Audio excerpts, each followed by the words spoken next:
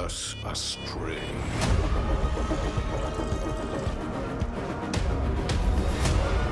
The consequences of your actions here are irreversible.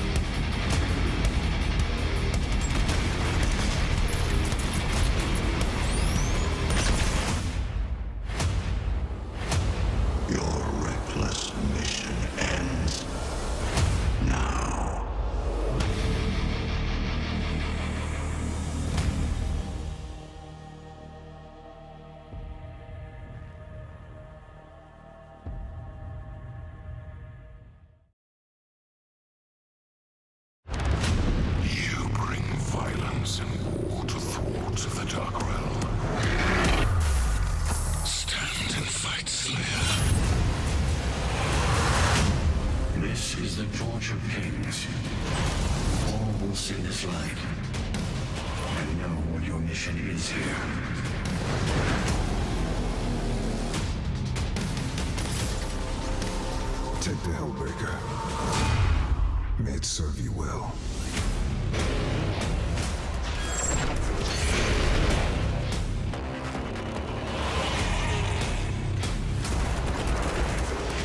There are few who can complete this challenge.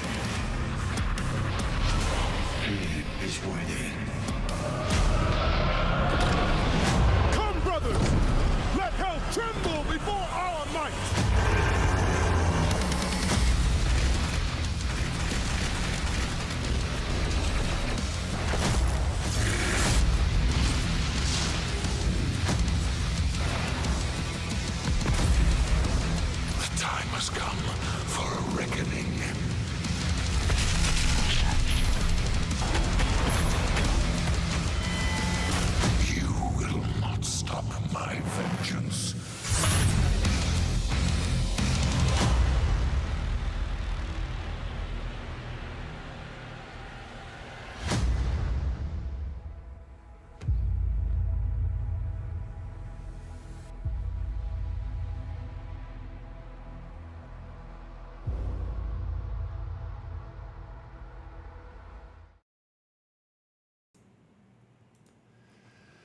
Hello, everyone out there in the world.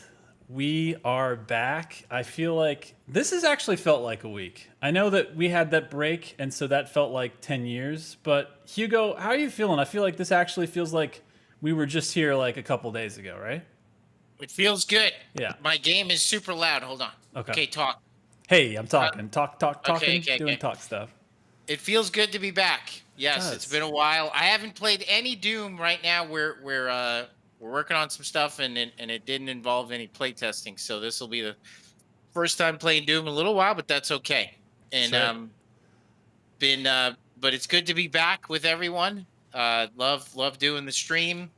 We're going to be playing after this GoldenEye, I believe. Just kidding. The inverted controller, because that's the only option. So get used to it. That's it. Little bit of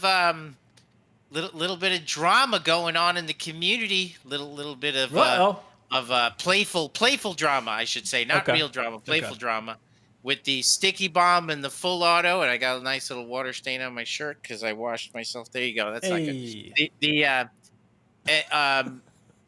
Yeah, so there's the full auto crowd. There's the sticky bomb crowd. I was thinking about messing with the full auto this playthrough on Blood Swamps in honor of Mr. Mayo and those that support the full auto. Love the full auto. But I don't use it a lot though. So like I use it sometimes, but not very often. I will say my play style is pretty broad. Like I think I kind of I run the spreadsheet a little bit. So I'm not against messing with the full auto, but let's see. If it's getting me killed, we'll have to switch off. We will be using BFG shots in the DLC 1 and 2. That is for sure. Unlike the base game, but no, I love it. I love to see the fans playfully going at it. It's been hilarious to watch the videos. All of the videos that you guys all made are so funny. I love it too. It's so crazy how like there could be a divide in something with two really good options for very different specific scenarios, right? Like Yes. I don't think anyone thinks that if you have to do max DPS, like putting a bunch of sticky bombs is better or more effective than auto shotty, because auto shotty will just drain your ammo. It'll put all the DPS into whoever's in front of you, right? The only and like, you know, it's I love it, making room for everybody. The fact that the only truth in Doom Eternal Oh, here we go. is that if you are over the age of 40 and play inverted on a base controller, you are the class of elite Doom players. That is the only truth in our game. The rest of you all are just okay. That's really what it is. There is above a black belt, there is a red belt, and that red belt is old people playing on inverted controllers. So that is the only truth. Let me see some videos on that, because none of y'all can even play like that. For God's sakes. That's an interesting new challenge. So you're telling the community, okay, some of you guys are over here on this camp with auto shotty. Some of you guys are over here on this camp with sticky bomb. How about you go right in the middle, which makes Gen X, and that's inverted controller. Show us your videos. Which one's better? If you can do it with inverted, then we're listening, we're watching, we're interested, right? I think I'm gonna start making my own videos, just you know, going at it with my fan base, and that would be so funny, because like I have no supporters. Start your YouTube channel. Yeah, you got to start. You got to start somewhere, right? No, this is good. But like I'm over there, like, listen, it's all about inverted. Where's my people? And there's like no one. You know, like everybody's like, nobody plays like that, dude. Everybody's like, look, we're having a real conversation over here. If you could just, with the inverted thing, we're doing this. We're doing this other thing. By the way, if you're just joining us now, two screen, son of a, it's impossible to do because it's reversed from what you're looking at all the time. Two screen left is none other than absolute legend in and of his time, which is the timeline that we are so happy to live in right now. This is Hugo Martin, game director of Doom Eternal from id Software. So, salute. I'm not drinking out of a jar today because everybody's like, he drinks out of a jar. Isn't that cool? Like, my wife buys them, and it's like a trendy thing, right? People drink out. I don't know. But there are jars in my cabinet where my drinking glasses are, so that's what I grab. The jars. I think, Hugo, can't we all agree though that if we're just breaking this down for a second, okay, let's take out the cups and the jars. We're talking about Coke right now. Coca-Cola Classic. Okay, you have two options. You have Mexican Coke over here in a perfectly glass bottle that looks like it could survive wars and probably has, and then you have this plastic 20-ounce boy. Which one tastes better? Which one do you go for? Oh, yes, the Mexican Coke bottle, of course. The you know, real sugar, hourglass shape. You know, like, come on, that's whoever, like, yes. I should know this because like that's kind of an art center thing. But whoever designed the Coke bottle, that original shape, like, high fives to you. Oh, like, goodness, seriously, that's really interesting to think about. Like, people who, you know, the no-name product designer who like changed the world, right? Like, is his work in a museum? When I was in school, I always used to like that was like my hill to die on, where I was Which one? just in general, how like, you know, coming from Pratt, it was like heavy fine art stuff, right? And like, dude, I'm like an 18-year-old, you know, just sitting there in class, you know, listening to art history, and we get to like the portion of art history where we're literally staring at a toilet. I forgot what it was. It was reclaimed art. That was the period of art where some dude put a toilet on the wall, and I was in class, and I'm like, are we serious? Like, are we really looking at this? And you know, it's very opinionated about like what's real art. And I always thought, like, well, what about the guy who like designed like the Marlboro logo, or the Coke bottle guy? Like, that's a real artist. That's sculpture. That's like, and that's commercial art that's reached millions of people. And that guy should be. Why am I not studying him? Eventually, I went to Art Center and I did study people like that. But like, there's actually another school for that. But yeah, and you found it. Yeah, that's good. But I mean, like, yeah, that we're off on a tangent here, but it's true. Like good. that Coke bottle is really like amazing when you think about it. I mean, Yeah, it's perfect. it Like is. it's so good that they can't go away from it. That's the Yeah. funniest part. Like other brands, they mess with stuff, they try to do things, but Hmm. Coke's like, don't change it. Like No, just leave I it. mean it's like Da Vinci level. Like when you look It at it, really you're is. like every part of this dimension. There's something that like triggers not only because of the memories. Forget all the memories, which is a funny thing to say out loud. Forget all the memories. It's impossible. But if you could, like when you stare at it, if you stare at a glass, you stare at that 20-ounce bottle, and you stare at that thing in the middle, you're like, that's the only thing I can see. There's just something so appealing about it. All the lines, the way it comes together, like you said, it's like Red, it's red red. really stands out, Red and obviously. white. Yeah, and it's not all red. It's just that strip of red, right? And You the think when he handed in that assignment, do you think his boss was like, "Hey, you may have made the greatest thing like ever. That's gonna, okay, this is when good. do you This is think he good. made this thing? Like the 40s, 30s? Like, chat. When someone look Yeah, up, when somebody, come did on, they help make? us, help us. What do we got? Chat, tell us when they made the Coke bottle. And 1800s is what Twitch is saying. What do you got, YouTube? What do you got? that seems impossible. If it's that old, that's gonna really blow my It's mind. like five AD. I'm like, come on, what are we Yeah, doing? it's 6 million BC. Some I see YouTube saying 1987. that's not Coke is. For which one? 1915. Hey, Okay, I'm chat. seeing 1915. We went from BC to 87. Like, come on. That neither. 1915 seems to be the most popular now on both. Well, November because 16th, 1915. Thank you. damn, 1915, dude. So like when that dude handed in his assignment, Yeah. let's just to all the people out there behind their desk getting work done. You feel like you're underappreciated. Just Yeah. know this: there's no fucking way that guy's supervisor gave him enough love for that design. No, it's impossible. So Like here's it. yeah, Given like, how impactful that's been, in mhm, order for his supervisor to like show him the proper love, he yeah. would have had to pass out.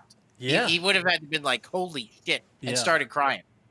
It's true. It's weird too because like part of me wants to play devil's advocate and go, well, what if all the design was just like that was like standard in 1915, but it's the only one that survived because Coke just like went from here to like infinity and then like made their own planet. You know what I mean? So like, is it that that style already existed, or did that look like how a Nike symbol looked in like the 70s or whatever when that design student that they paid to do the swoosh happened? Like, was it something that was kind of like in the ethos already? Like that stylizing, lettering Yeah, was already a thing? it could have been. I mean, maybe yeah, it looked like a lot of things. I'm not gonna pretend like I'm correct, but No, I do it. want Do it. I Go want crazy. Go hard to the paint or nothing at all. Chad, I want to say that Art Nouveau might have been around at the time because the bottle is a bit Art Nouveau, which is kind of an art style that's based on nature. And some of those arches in the original Coke bottle, I could be so dead wrong, but like maybe that's it. But and maybe lots of things were shaped like that. But overall, that dude killed it. And those are my children running up and down the stairs, screaming. One of them might be the next that designer just running around.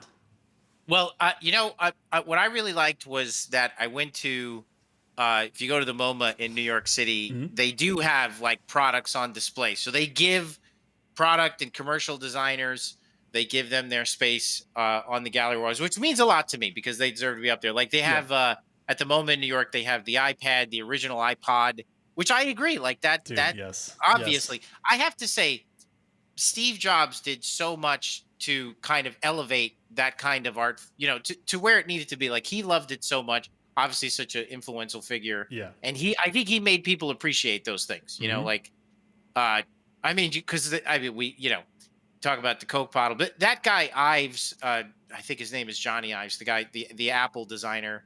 I mean, their stuff was also next level. I mean, remember when that first iMac came out, the clear one with the colors? I mean, that was like that thing was insane. It blew was everyone's amazing. mind. Yeah, it's like you made something as appealing as it's like you made candy for adults, right? Yeah. Like how did that happen? It's interesting they pivoted away from that pretty quick, and I know why, I guess, because it is very like childlike. So that part I understand, but that one in particular was like so bonkers. I That mean, first iMac with those colors, yeah. Yeah, they're still. I mean, still to this day. I mean, they make beautiful products, Yeah. but even just the iPad, because you remember what the MP3 players looked like at that time, like the Oh, the Daiwas, iPod, dude. Like, the iWas, or whatever like they look oh, like you're talking about like the other, like the competitors at the time, like all the oh my crazy. god, they looked like Michael Bay Transformers. It was a contest they of like they were this weird buttons. hybrid thing. It was almost like it was like a race war for like an arms race war, but like they were doing like they Yeah. were building transformers, like weird ass little gadget things that are like, haha, it's an MP3 player. It's got Oh 17 my god. songs available. And then they came out with that just like, yeah, describe the iPod to someone that just landed on Earth. Hugo, go. It's just that it was beautiful. It was just a rectangle with a circle on it. It was so genius. That And is it. That is what it was. It's true. and every kid, I mean, in art school, obviously it's a niche market, but Apple, just owned every art student. Like that's why I didn't play PC games. I mean, No. like we had nothing. I thought you were like a Neanderthal if you were using a PC. When I was in art school and you saw the products that they were putting out, I'm like, why would you ever use a PC? Like this is horrible. Like, even going to like the PC computer stores felt wrong. Like you'd go to the Mac store and it was like a religious experience. And then you would go to like whatever store was out at that time, like Oh, PC. for PC, it'd be like Babbage's, Yeah, Electronics Boutique, all those guys. Yeah. I remember going in there and be like, I feel dirty. I don't want to be in here right now. This is horrible. Like Too I'm many in big some, boxes, not enough designs. yeah, totally. I feel like I'm in like a flea market for tech stuff. Like this feels terrible. No, And it's and true. lately the Mac experience hasn't. I got to be honest, it's not. It hasn't been the same. It's too Like, iterative on itself, or something, or it's just been around for too long, or it hasn't like had the technology to innovate enough, or what? What is it? are you rocking an iPhone now? Yeah, I got an Like, X. don't you have moments where like the ergonomics of it piss you off, which is something that would never happen, when Steve was alive? Like, I felt like it was so intuitive the way you used it. So we have an Apple TV. Mhm. The remote for that thing is Oh, like the size of I my know. pinky. I know. And it's like if you breathe on it, I change the channel. And I can't even hold it. Like, Maybe. Do you think that proves that? What does that prove? Does it prove that like they can't all be home runs? Like, what's the lesson there? I think that I think Steve's not there anymore, and there's a standard of excellence that is not. I just don't think they think of it the same way anymore. Like I honestly think that ever since they got rid of the border on the phone, like he used to put the screen inside a frame. Yeah. And what I loved about that was I had room to hold the friggin' thing. Like, like I could put my hand on something and not be touching something. And now granted, my carrying case has since given me like a place to put my fingers, but that's the problem with like the remote of the Apple TV. Like the whole entire thing is sensitive to touch. Yeah. So I fuck it up constantly. Like, It's hard not to, and man. Yeah. and honestly, like the mouse, my wife has the iMac and like the 3 fingers I'm and the with 2 you. fingers. I'm with you, dude. Like, look, I'm being a hater right now because I've never taken the time to like actually Master it and like, research. yeah. like, which I'm sure it's amazing. So Yeah. like, Frustration is actually part of that. No, I'm just kidding. Go ahead. but I was gonna say like that it is like it's kind of like that. Like it Yeah. probably is amazing, and I just choose not to figure it out. But there are just moments where I'm like, being such a Mac Apple fan, Yeah. and our generation, I mean all generations, but certainly our generation, Steve Jobs is like, I mean that dude changed the world. Mhm. Like he was a big deal to us, and I mean, I was think- bummed when he died. Oh, likewise. Yeah. I mean, think about the standards, because like I remember having, when I was in college, God, I'm gonna sound so old right now. I had my first cell phone, okay, and it was a compact. It was like a PDA, and I had Doom running on that thing. But it was like the funny thing is how everything comes back around, right? Like that shit that you never think is coming back comes back. Like that PDA had a stylus, right, to use it, because they had this CE version or something of like Windows on there. And like that shit was hard to get precise on. So you had to have a stylus. And then, of course, with iPhone and everything else, they were like, get rid of that stylus. That is a joke. Get that thing out of here. And then now, 25 whatever million years later, the stylus is back in. And then they're like, well, I mean, if your iPad doesn't have a stylus, like how do you use it? How does it even get used? You know what I mean? My iPad is definitely like, I love my iPad. That thing Yeah. is super important. Those things to are me. powerful now. Because it used to just be like it was a big iPhone, but that changed at some point. You know what I mean? Yeah, I do. I do a lot of my work on it now, and I could if I could stay on it all day, I would, but it's just not quite powerful enough. Mm. You know, you still got to break out the PC.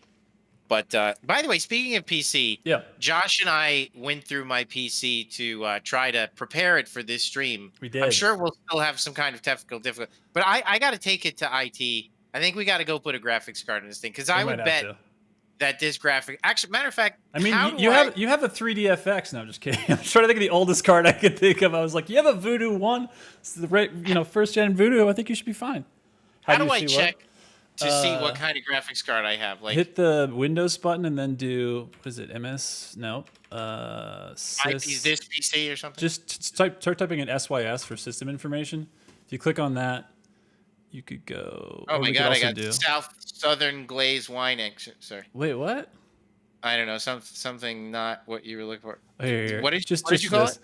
Hit the start button and start typing in Device Manager, and then hit Enter, and then when that thing pops up, scroll down and you'll see display adapters, and then it should say your video card right there. I'm guessing you have a 1080, but I could be wrong. Display adapter. So you have Device Manager open? I have a 1080. Yeah. That's okay. not good, right? That's a little old. No, I mean, shit. I've seen people run still now Well, on like 1060s, 1070s, but 1080s. I mean, 1080 was the bomb when. Okay, let's put it in perspective. All right, Doom 2016, a 1080s came out during Doom 2016's first year. So in 2016 they came out that I can remember. Yeah, So, I bought it. I built a PC a couple of years ago. I didn't build it. Jerry built it for me. But the Oh, Jerry, shout out. yeah, I just told him give me the good stuff. Give me and the it was- good one. It was a 1080, but that was a couple of years ago, and Mm-hmm. and like that I ran some games on that recently. That does get a little long in the tooth. I just got my son a PC. You can't see it back there, but and it's not a 1080. It's so I think it's time we upgrade. Maybe it's So we- time. Maybe it's time. Yeah, I mean, let me talk. streaming stuff can be demanding. Oh, also speaking of which, shout out to your boy. I don't know how to say his name. If it's 10A or 10 TENE. How do you say TENE? Hugo, go. Take a guess. Go. I never know how to say anyone's name. Tenny? I think so. Like I'm gonna go with Tennessee? that. 10A? I don't know. I'm gonna go with that. But shout outs to 10A, who gave us the settings this week. So he offered. Yes. He saw us. We were having some technical issues, and he helped us out. But, So but thank you. really, the director of the game should not be playing on a 1080. We got to Get get this guy some a good- 3090. Get it water cooled. I want to see his whole house as part of the cooling system. This guy Yes. should be flying on ice. So yeah, we'll hook it up. We'll make it happen. We'll call some people. Let's do it. Yes, let's definitely do it. So What are you playing right now? playing. Okay, here's a shit. I meant to look up this order before we had this conversation, but I'm gonna tell you. I'm gonna tell you. So do you remember? God, am I right about this? What was Spike Jonze's first movie? And then I'll tell you what I'm playing as an adjacent to that, if I can look it up fast enough. Do you remember Spike Jonze's first movie? I want to say Three Kings, but that's not correct. Okay, look. No, he- even if that's he not didn't- correct, no. Okay. No, he didn't direct Three Kings. That's so dumb. He was in Three Kings, but he didn't direct Three Kings. I know he made Jackass. Okay, first of all, you're right on two things because he did make Jackass, and Jackass was his first movie, so 1,000 points for Gryffindor. But number two, who the F directed Three Kings? Because I remember him being in it, and for some reason I thought he directed it. Who directed this damn movie? David O. Russell, of course. Of Yeah, course the guy, he did. the which is funny. The I Heart Huckabees guys. Yeah. Which iHeartHuckabees have is you ever genius. seen the I Heart Huckabees like on set rant? Yeah. Like when Him and Lily Tomlin and everybody else. Holy shit. like it leaves everybody's rant in the dust. Like Yeah. he just goes crazy. Like It's funny because no one should be mean to anyone else. But if you're gonna be, if you want a lesson on it, that guy is good It's- at it. it's been a while since I've seen it, so I'm not validating or Sure. approving of anything he did. Mistreatment of other people is not appropriate under any circumstances. But I remember the tone of his rant is like, I am so fed up with this actor stuff. like the tone is just like, I can't take it anymore. Just do it. And it's crazy. That it's was the definitely golden year, by the way. If you remember that, we also got I think we got a Tom Cruise leak, and I know we got the Christian Bale leak, that same one where he was on the set of Terminator, and it's like, oh, good for you, trashing my set. Like that whole thing, that whole year was just like magic for like these audio bits that were just coming out of movies all of a sudden. It was I have a there's an aspect of Hollywood that when you're a part of it and you're there for the period that I was, that it's they're like royalty. Like you feel that. Like, so on a film you're actually instructed not to speak to the director when he comes in the room. Now, it's as a person in a management position, I understand why they say that. Sure. I would never at id tell people not to talk to me because that's of course. Yeah. But I understand why though, because like they're super busy. Let me close the door because it is annoying the crap out of me that it's slightly open. Hold on. Camera off, everything.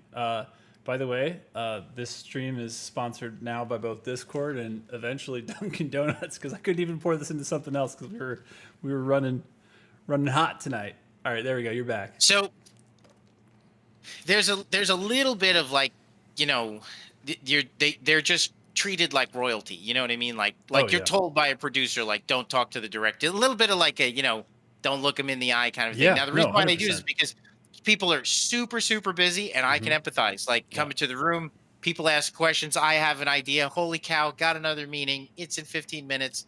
I got to get the fuck out of here, and then I'm going to piss other people off. I can't answer this right now. So they just cut right to the chase. And because everything is contract work, it's not like a company where like, hey, I don't like the way you said that to me. I'm going to go to HR. Like there is no HR. It's just like you settle that immediately, and that shit runs all the way downhill. Right? Yeah, exactly. You know, like it's a very like fast environment. So it is interesting that like when I heard that rant, it just because there's a part of me that's like, you know, no matter what I did, like he goes off on him for so long, and you've got the only thing I think about is I just think about that guy sitting there. What kind of face is he making? Like he's just probably sitting there like I'm sorry, like, and at what point are you like, hey, bro, I'm out of here. Right. Like I know, because it's done.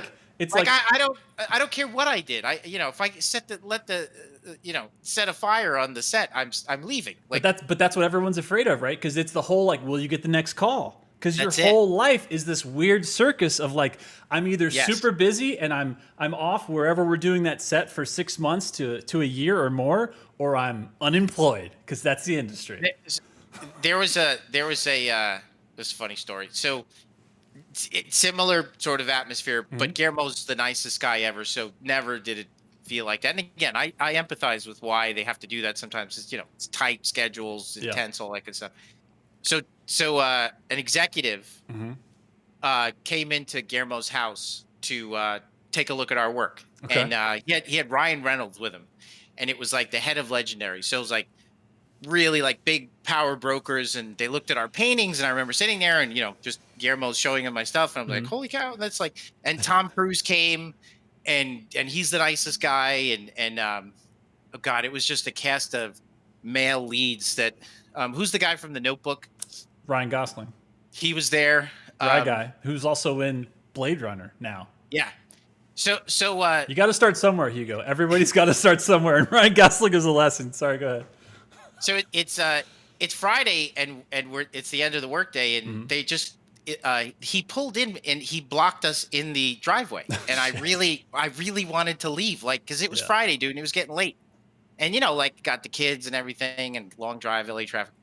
So I just start thinking, like, it's my first major film too, and I'm just like telling the more senior guys, like, we're blocked, and he's like, yeah, we're just gonna wait. I'm like, I don't want to. Like, that's ridiculous. Like, you know, can't we ask him to just move? He had a driver, and the driver was just sitting there. Yeah. And so we were like on the side of Guillermo's house, like, okay, I'm gonna go do it. They're like, all right, you go. And like they're all watching me. I walk up to him. You're like, do you mean you go or Hugh? Is it me? No, I went. I was the designated person who would go ask the head of Legendary, who was.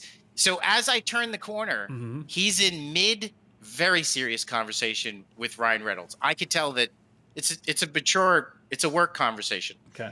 and I'm like already committed, dude. Like, and I see Ryan like just give me like this 3/4, like who are you and why are you even Why are gonna you interrupt standing me there right now? still? Yeah. And I'm just like, hey, hi, can you move your car? Like, I was like, I'm blocked in, and it was the best. It was the coolest. The way that the guy handled it was so cool. He's like, oh yeah, sure. He was really nice. Walked in, never moved the car. Like, you know, That was the like fastest way for him to defuse the situation. oh, He was like, "Oh, for sure, he, yeah."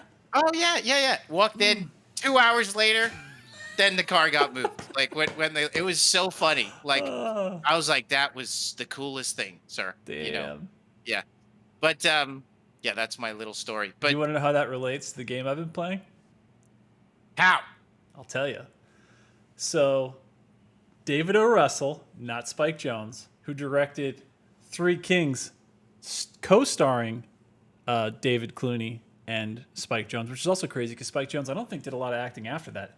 If you remember, what was probably the coolest cinematic thing that movie did that I don't think anyone had seen before? Because that's Which movie again? Three Kings. Sorry, I love that movie. Three Kings is awesome. What is the question? Do What you remember, was the like, they did something really specific and gory? That's the hint. That was this cinematic thing that no one had ever seen before that I can remember. when he puts the air tube in his lung? That Right? and just like you remember that it'd be like a bullet would hit somebody and they would show like the anatomy on the inside, yeah. and it would look like you would get to see the things like move out of the way and like bones shatter. That was amazing. You're playing Mortal Kombat. That's close. That's actually really close. I'm playing Rebellion's game, Zombie Army 4. And they do like that's their like Rebellion saw that movie and then they were like, Sniper Elite, that's first. We're gonna make an effing series. We're gonna make 100 of these games. They're called Sniper Elite, and the whole concept is you get the enemies as far as as we can make this engine go, and everything is Three Kings. It's just Three Kings every shot. And honestly, you don't get sick of it. It kind of works. So they transfer that into like it's like a 4-player co-op zombie romp game. It's great. It's the free PlayStation Plus PlayStation 4 game this month, and you can play on PS4, PS5. Give me the name again. I want to see. Zombie Army 4. Just type in that and like maybe like bullet time or something. Or if you just do Sniper Elite, I think it'd be hard to find a video. I got it. Okay, it'd be hard to find a video. Are you playing with Colin? I'm not playing with Colin on that yet, but we're going to soon. Colin and I do VR stuff like heck. Are you and Colin buds? Yeah. So Colin, for everybody out there, is a concept artist he's got a lot of paintings online. Super talented. Check out his work. He's the man. I like playing games with Colin. Oh, he's the best. He gets very upset playing Dying Light. Oh. We played Dying Light together. Me, Yeah. him, and Emmanuel. You know Emmanuel. Mhm. And Emmanuel's a character artist that we all hang out. Like we work all day together and then we hang out at night together. But dude, my sides hurt from that.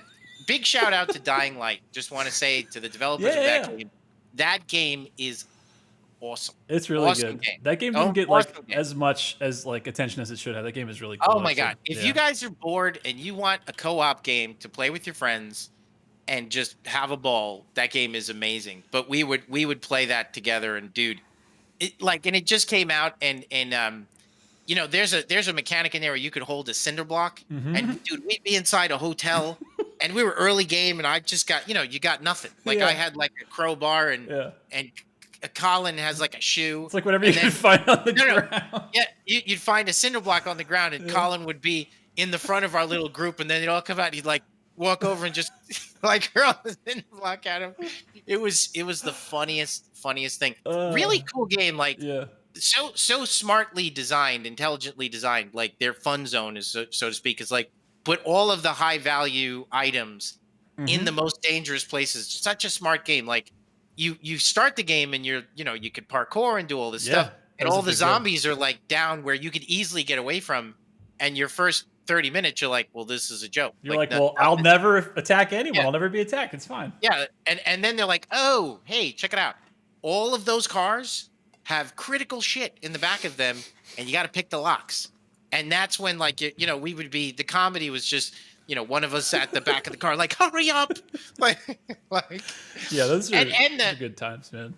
The concept of the night, the whole period of night when the psycho zombies would come out. I forgot what they were called. What are the crazy Hunters. The I think chat. so. What is chat saying? The hunters that come out at night that would like screech and they were like nuts. I'm looking. I think for they were chat. hunters. Suffocating. Violate. How do you say that? Violates? I cannot spell. Violators? I guess. Volatiles. Jesus Christ! Don't show any of my teachers that last clip because I'm going back to school because I need it. Jesus. Yeah, volatiles. Whew. Well, we got there. First anyway, try. yeah, like I was with Colin in a house. It was night. The window was open so they could come in if you disturb them. Yeah. And then I remember Colin, he's planning, and this is what we're going to do. And I couldn't help myself. I had to troll him. So I was had the rifle, one shot, boom, just aggroed him. He's like, "What are you doing?" And I ran in the closet, closed the closet door, and he opened the door. And they all came in the room. It was so much fun. That's good time. I gotta get we took a break from Warzone, and I'm probably done with Warzone. And I mean, listen, I played a lot of that game. Great game. Yeah.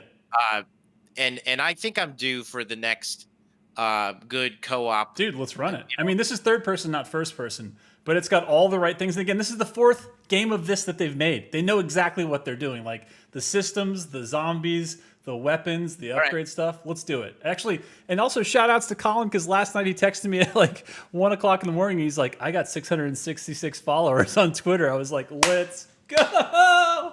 So yeah, he told me that. I saw that. He's getting internet famous. You better be careful. What is the Deep Rock Galactic? We were gonna try that it's out. So good, dude. It's so good. In the last couple of years, you had Vermintide and Vermintide 2, and that's the Warhammer, adjacent universe. Yeah. But dude, those co-op games are 10 out of 10. It's like Heretic and Hexen plus because the amount of shit they can throw at you in those games, I don't know how this many rats get made in an engine, let alone I'm just slaughtering them. But dude, Deep Rock Galactic is legit fun too. I'd be super down with that. Is that made by the same people? No, it's not the same peeps. That one is it's Coffee Stain, I think, is the publisher for Deep Rock, but Deep Rock is legit. It's really, really good. I see Mayo's gonna make Streets of Rage. So Streets of Rage 4 has been recommended to me multiple times. I am pumped to play that game. That's another co-op game you can play. It's super fun. You can play it online too, online co-op. We were just talking about that, yeah. I've binge fishing and we're done now. We got to take I'm you good. Got I got the bug out. It was on the lure. You got caught. You're good. My hand, I can't. My arm hurts from catching so many fish. Honestly, you can kind of see your tan today, but what was it like? I can't remember what day we talked earlier this week. You were blasted. Your face was tan AF. Yeah, and you had I had my glasses on, so I get that TV fishing, I love it. That's amazing. And no, so started up Ghost of Tsushima a couple days ago and plowing through that. Great game, beautiful game. But I'm ready to find another game that me and the buds can get, and not. I don't want to sweat this time. Yeah. You want to have fun. You want to mess around. And love me some Warzone and some competitive MP, but I'm in the mood to not I want a different kind of sweating. I mean, Deep Rock Galactic they're really good at the peaks and valleys because you kind of have to escape every time, and you have to find things, and there's definitely the exploration phase where you're digging, which doesn't sound fun but actually kind of is. And everybody has the different classes, the way you support each other. There's the guy that can do the zip line. You need that guy because sometimes you're in those. That's you. You're the zip line guy. My wife. Oh, nice. My wife? Shout out! I didn't see her. She just left. She would never come on camera. I should get her to come on camera. That'd be great. I'm excited to play that. I mean, I've heard good things. It's got good Steam reviews. I played a little bit of Valheim, and the other Viking game. That was fun. People bailed. My crew bailed on it before I got there, and they binged on it, quite a bit. But that was fun for the little bit I was playing with them. But nice. No, I'm looking forward to it. Having some fun. Another Dying Light kind of just fun experience with my buds. Did Dying Light 2 already come out, or is it coming out soon? No, I don't think it has yet. It comes out 2021. That's all it says. So this year. So get ready for that. Get right back in there. Get that cinder block. Get that shoe. Get whatever you can find. Mess with your buddies trying to pick locks in the cars. That'll be fun. Oh But my yeah, God. rock and stone, boys. Rock and stone. All right. It was so good. So I know we got probably the most difficult map in the game to play today still. But that's No, something we're gonna I go ahead. had not at this moment because this morning I had them upload a patch for my stream where we nerfed Oh. it more. So sorry, fans. Just That's like how 2 enemies, 3 enemies maybe, that's it, whole level. that's it. I just it's how I want it. Put a bunch of meat hook grapple points, you never even hit the ground. Man, I wish there were meat hook grapple points in there. Meat hook grapple points are so good. They would be so You know? tight in Blood Swamps. There'd be so many cool know. areas for that.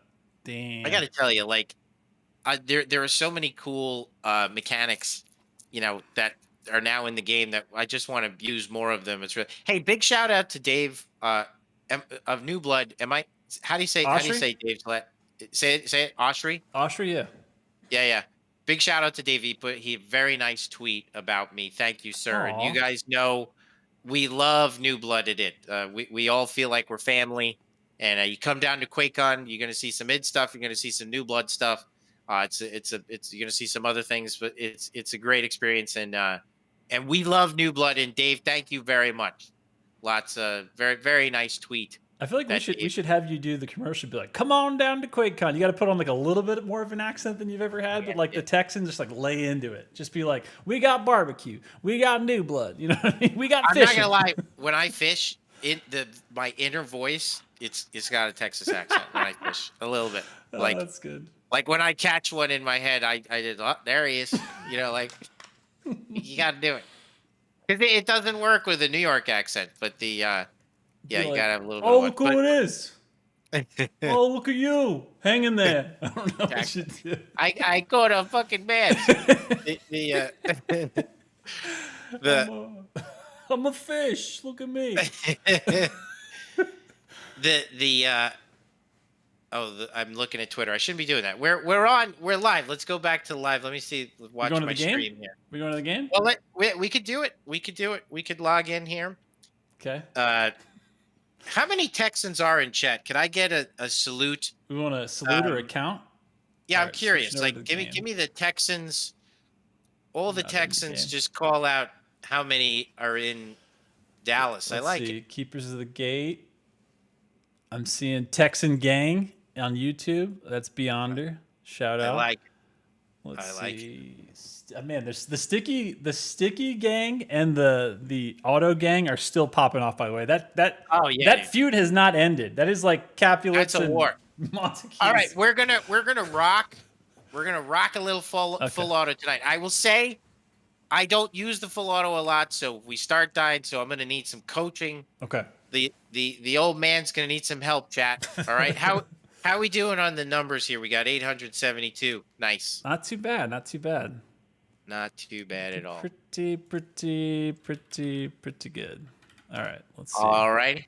Yeah, we got 800 odd on the old Twitcheroonies, and we got 1,500 solid and showing up for attendance on YouTube. 1,500 on YouTube, huh? 1,500, my friend. Yep. Texan gang. Supernova. We see you. All right. Here, can you see my screen? Yeah, we do. Andrew Matthews, YouTube, Texas gang. You there? We see you. Yeah. A big shout out to all the Doom fans all around. We have fans around the world, Josh. Oh, dude, I'm seeing people in YouTube and other places like Brazil gang. Like all the gangs are showing up. Let me, everybody in chat. Where are you call from? out where are you from. Okay, call out where are you from. Let's see it. I'll just start naming them as I see them that are different. Ooh, we got an Aussie in here.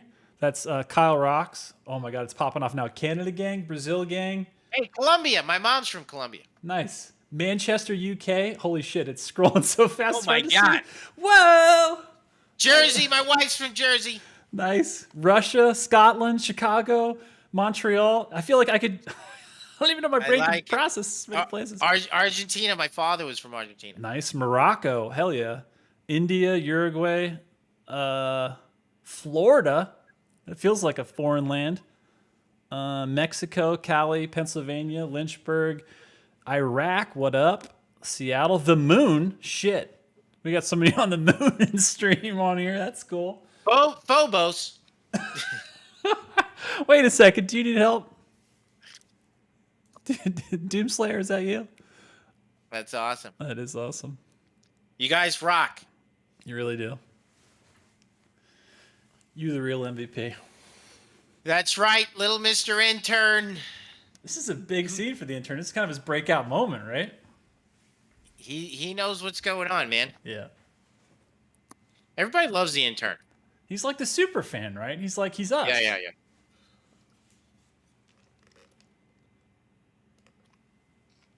The lore. Give me it. The lore. It's coming through the screens. He's going through the transfiguration. He's turning into Cthulhu. Ruh-roh.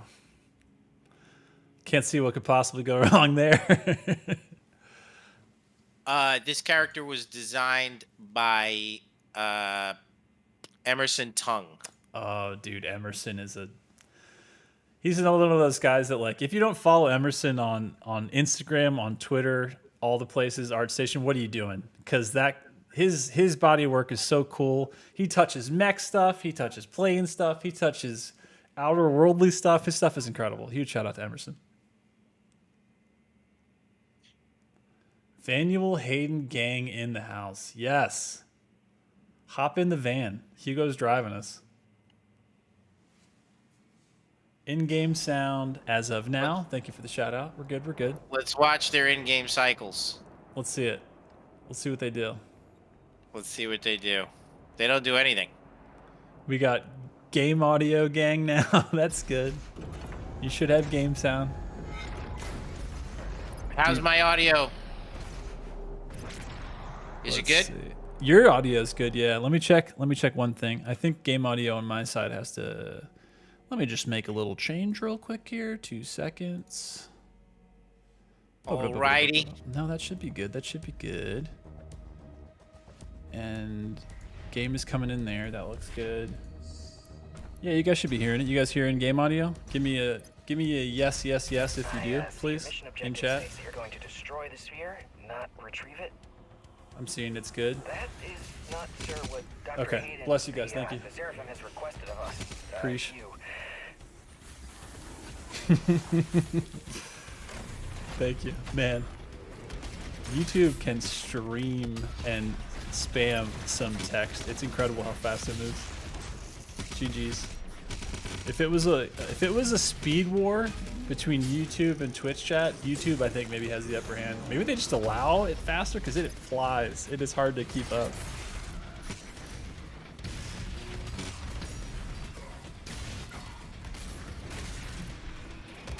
Papa Hugo in here. Okay, so let's talk about, if you just joined us for the first time, we have played through all of the base campaign. That's everything, including Final Sin. Beat the campaign. And now we're into DLC. We're, of course, on the first one, the Ancient Gods Part 1. We've already taken down UAC Atlantica. That was last week. And right now we are in Blood Swamps. This is Hugo Martin, game director of Doom Eternal, playing for you for your pleasure. On the skill level is Nightmare. He's playing on PC, and he's using an inverted controller. Hugo, what does that even mean if somebody's like, I've never even heard of those two words together? What does it mean? It means we're awesome. That's what it means. That's a good explanation. Is it the y-axis, John? Yeah, it's the y-axis. Yeah, it is. Just call me John. Y-axis. If you did, that's fine. I just need to know what my name is. I said John. Okay. The y-axis is upside down. There you go. I thought you called me John. I was going to be like, "What'd you say, Marty?" I couldn't understand. Look at that. Oh, this Marauder's getting aggro. Okay, we're an extra life. Extra life. Dude, that imp, he just tossed that thing ever so gently right into your center of mass. Uh-oh, Doge is out. Roof. All right, dog's on the hunt. Nice stop. Ooh, dog's still out. Why is Wolfie crying? All right, there we go. He gone.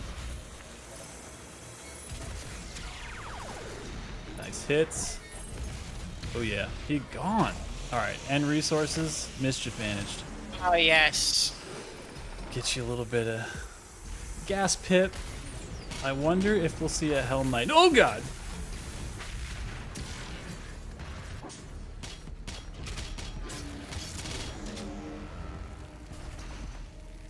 Nice little bit of traversal here. Big shout out to Buckio and Bloodshot. It's a couple of community streamers that I don't call out a lot, but like your guys' content. I love their stuff, dude. Yeah, Buckio's pretty big on Twitter too. Always doing good stuff, and Bloodshot's speedruns are next level. And you guys just a lovely human being. Just a good friend, just a good doomer, just a good person to, if you're trying to even learn speedrunning, you know, hit him up.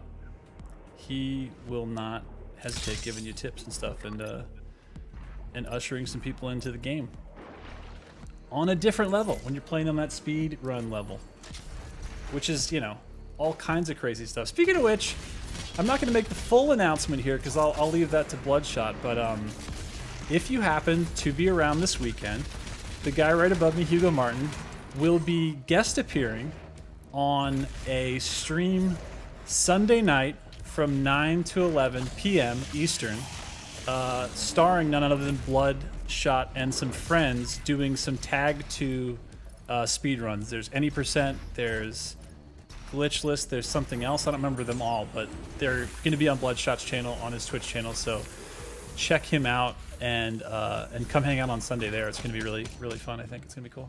Yeah, I'm excited. Yeah. It's part of the give back to the community social world tour that Josh and I are on. That's right. And we love to do it. We thank you guys for everything. We just talked to Alston. We're going to be talking to all these people, and talk to Mayo. Like, it's really fun. Yeah. And again, thank you guys for everything, for all that you've done for us. We love it. We love hanging out with you guys. We're like one big demon slaying family. That's true. So here's the thing. You gonna go right or gonna go left first? Because I have thoughts and I have feelings, but I want to know where your head's at. All right, chat. What do you think? Are we going right or left, chat? What are we doing? And we're talking about from when you have your back to like where you first come in here. Looks like decisions are already being made. We are going this way. Who cares what you think? We're going left, I think. Which, I'm okay with that. One of my, actually, God, it's so hard to pick my favorite arena in the entire game, but it might be the one at the end of this, the very, very end of this whole thing. This is the side with the...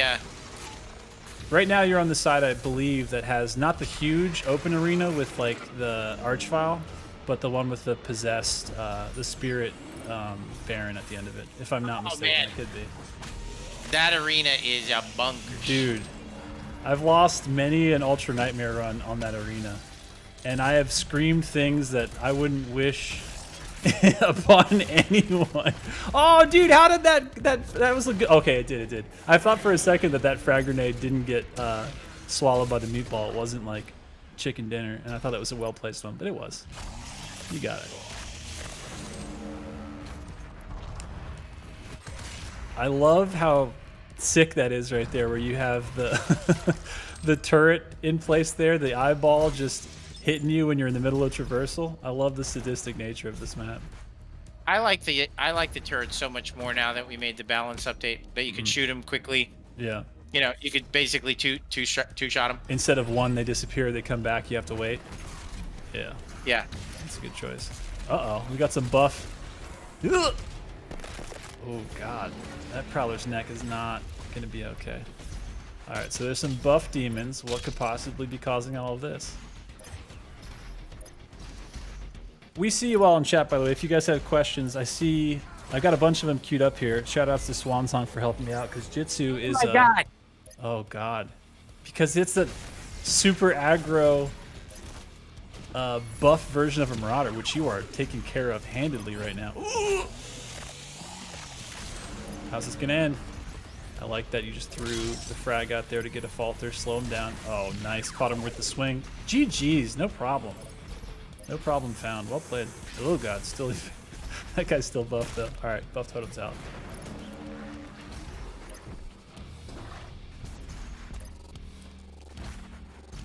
God, this soundtrack rules, by the way. I love the soundtrack in this map. All right. Yes.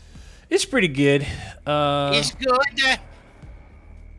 Okay, glitch. I'm not gonna talk trash because Yeah, you are. What are you gonna do? Well, when I brag, that's usually when I hit some sort of a speed bump and get stuck for like 2 hours. But you know, So I'm gonna try to stay humble and not say what I feel, which is clearly this is some of the best. It's like without fail, dude. It's not gonna rain. Oh shit! I'm drowning in rain. It's gonna tell you I'm good. And I died. Oh man. Oh God. Welcome to the Thunderdome, my I have friend. to stay focused, chat. Yeah, that's it. The Gen X juice. It's What gotta, happens is it gets out of hand. Yeah, I was gonna say, what happens? You just gotta let it flow. You can't stop and address you it. can't. You got to hold it in. It's sometimes it could get out of hand, and then you get distracted. Too much big room energy. Too much. That's right. So GlitchCon 2020 Dread _0 asks, so when are you going to launch the Hugo and Josh art design podcast? People would totally listen to it.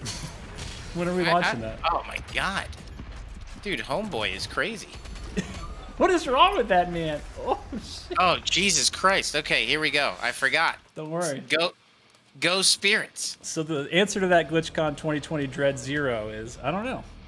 Not sure when we're gonna launch the art design podcast. I mean, if you just cut up all the beginning openings of our shows, I feel like we'd have a series going so far. We got something there. Maybe that's how we pitch it. We start with that. We pitch it to the group and see what we can do. Yes. Right?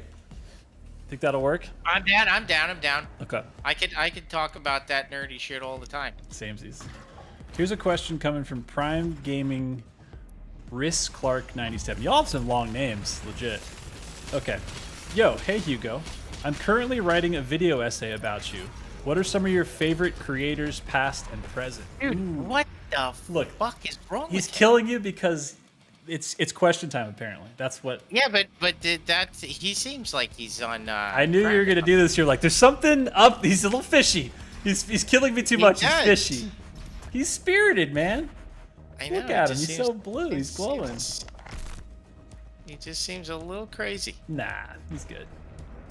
All right. What should I do here? I should PB. Should I PB rocket him? PB rocket, ballista, super shotgun. Maybe even use him as a meat hook to just get away from him and then dash to get somewhere else. Because you need to not be close. Because that. Love the lock on. Love that choice. Sure. Let's get some verticality on them. Oh good. Yeah. Let's use this outside. Oh, easy. GG's easy. Oh my. Handled. Absolutely handled. Oh, frozen? You're gonna put a. I knew you were gonna put a blood punch in there. Lovely.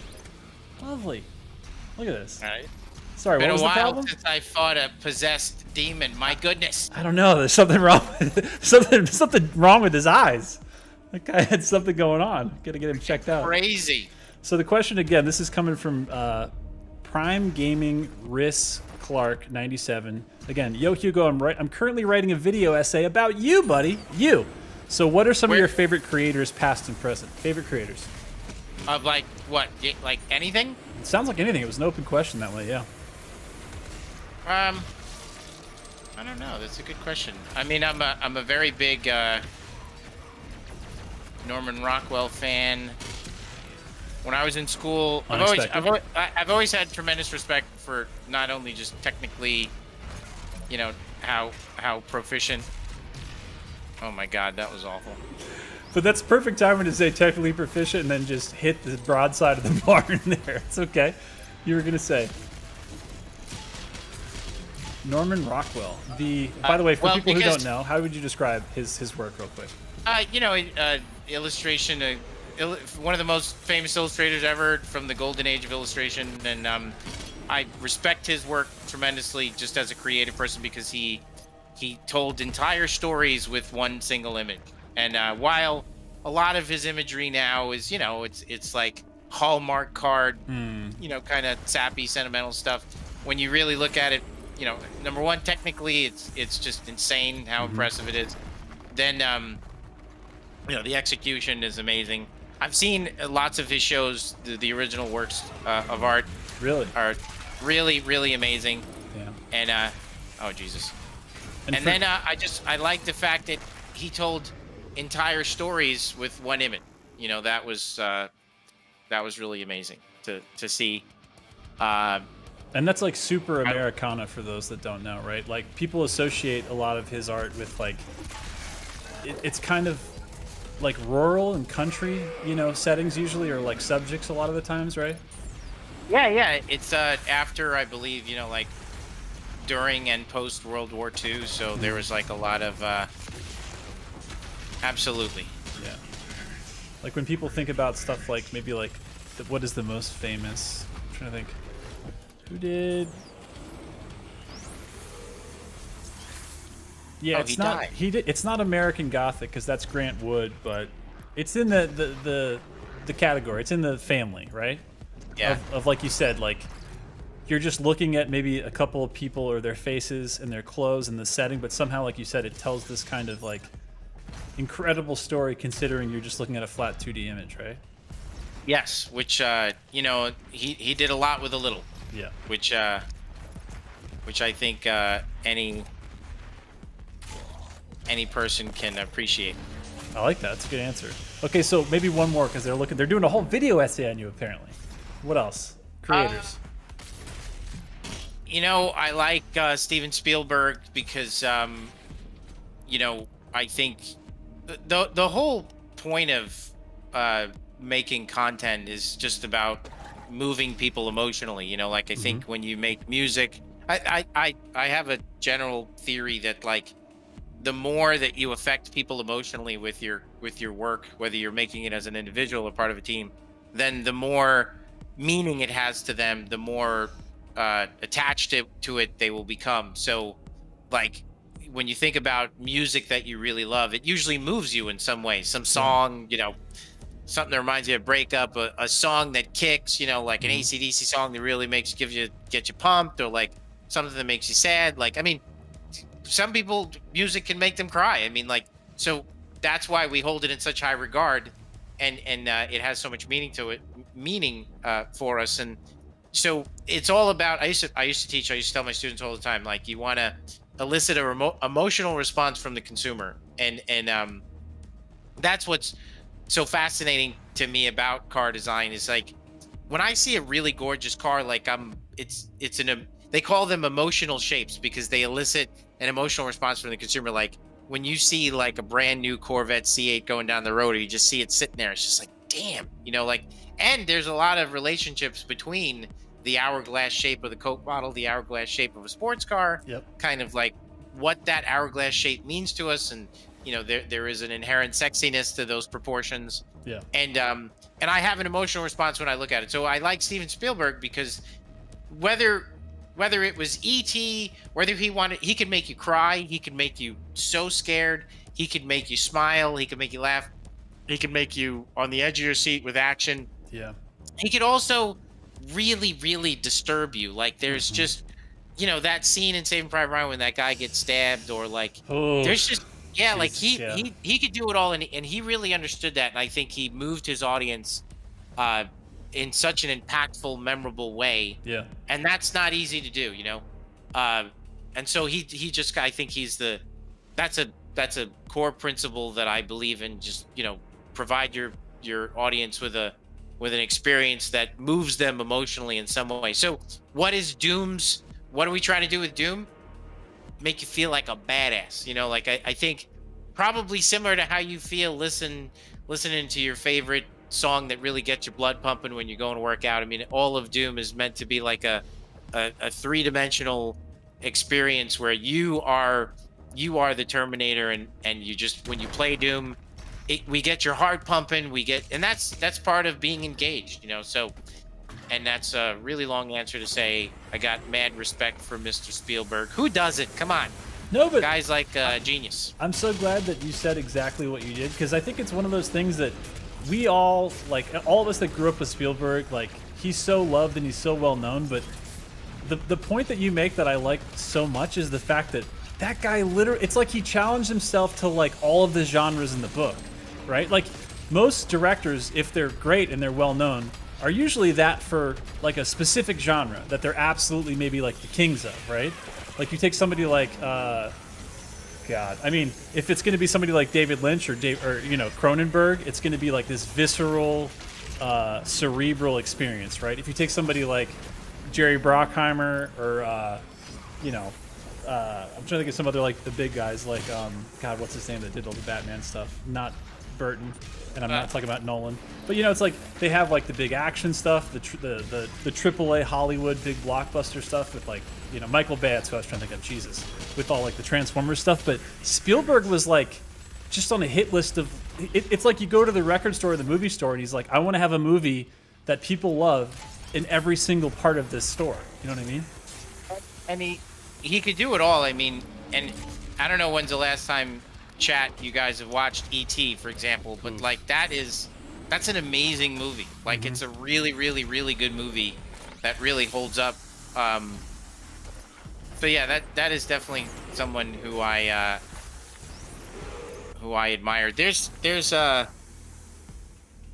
yeah, that's those are two obvious choices, but Yeah, I like people who make mainstream content. I really, really enjoy being a part of anything that reaches a large audience. Like I don't want to like, make niche content for a select group of people. I like being a part of a team that makes content that reaches a large amount of people. So that's why, like, whether it's the designer of a Coke bottle or Steven Spielberg, those people made content that reached a lot of people, and that I respect that a lot. Yeah, because I mean, that's what I hated about the friggin' reclaimed, the toilet, the art. Yeah, because I was like, dude, there's like 30 people who understand this and like this. Like, Right. I'm being a dick. I mean, listen, I'm disparaging someone else's art, which is not cool, but sure. But it's okay to be, that's your take on it, right? Everybody has their own take on it. You don't have to love everything, right? That's part of the process. Yeah, as a rule, chat, I don't like to say anything negative about anything anybody else makes. We're all doing our best. Yeah. Although maybe we can hate on that person a little because they did probably get paid like a ton of money to hang a toilet on the wall. So And like they didn't design the toilet, maybe. That's the that's craziest. what I'm saying. All right, fair. Mayo, we're trying. Dude, that auto shot he was doing work. Look at him. He's skin and bones already. Oh, he's stomping now. Love it. Love it. Yeah, I just ran out of shit. Yeah, but that was the perfect time. That was nice.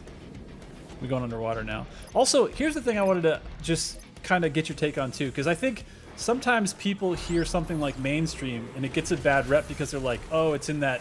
Well, let's go back to Gen X, right? Like, oh, it's like in this sellout, like main corporate category. But it's also like, okay, take that thought process now and extrapolate the fact that you're making something that hundreds, if not thousands, if not millions of people have to be able to understand, like or love, and then have that emotional reaction to. You know how hard that is, right? Well, absolutely, and that's why, like, the stars above the Marauder's head, like, Doom Eternal, could do a better job of, reaching more people when it comes to that kind of stuff. Like, a lot of people didn't know that the Marauder was vulnerable to an attack. That so we updated, and what we're seeing in the data is that more people are succeeding against the Marauder now because they know that he's dazed. Yeah, there's a group of our audience that inherently knew, oh yeah, no, like, he can't shoot me because he's faltered. Don't you see that? But a lot of people didn't. So I agree with you. Like, if you can make stuff that reaches, that's the name of the game. And it's also like, do you want more people to play and love your game or less? More. Always more. The greed never ends because it's like you guys don't spend all this time to just reach, like a very small group of people. You're trying to get everybody to have that feeling, the same feeling that we had when we walked into the theater and we're like, what is this fever dream Terminator from this guy James Cameron that he had this nightmare of? And then we feel it, we experience it, and then we're forever changed because we're like, that was the most badass action movie maybe I've ever seen, right? And then they made Terminator 2, they did it again. So, yeah. Absolutely. It's good. I like that. That was just one question. Shit, that was a good question. That was a good question. Okay. Ooh, okay. We wanted to get your heartbeat going. We wanted you to make you feel like a badass, and have your adrenaline pumping, and we really the main thing we wanted to make you do too while you're playing Doom is smile. That was I found myself smiling during Evil Dead 2 more than I was cringing, and that's what I loved about it. And so the point, oh god, another one of these dudes.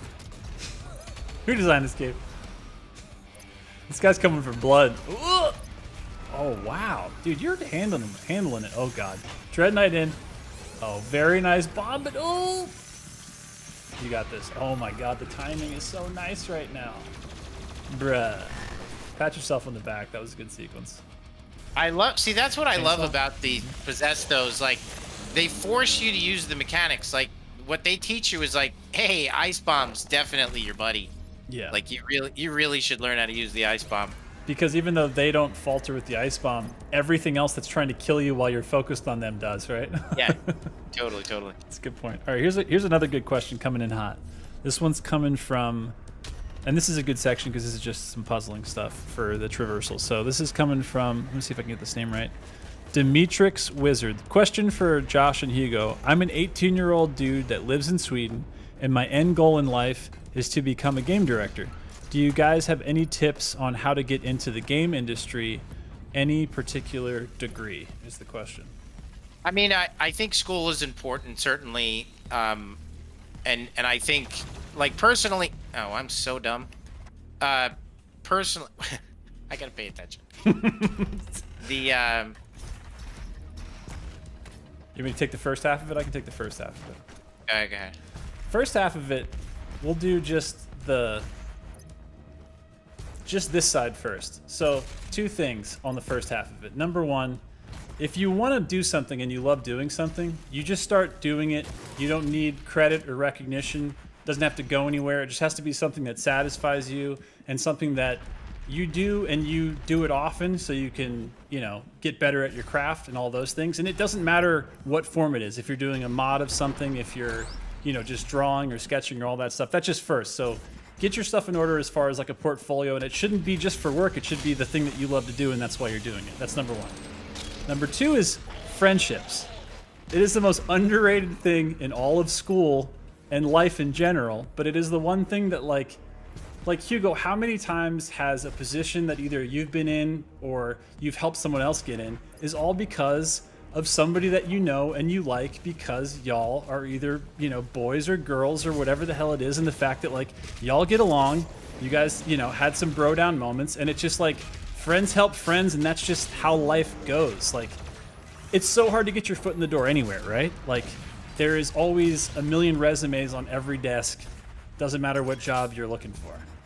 But I totally agree. Yeah, but like, so it's one of those things too where it's like, think about in general how you act to people, and if you're somebody that, has a hard time getting along with people or whatever else, like, if you're still 18 years old, like, just work on it. This is my favorite arena, by the way. I'm interrupting myself to say, I effing love this arena. It's so hard. It's so fun.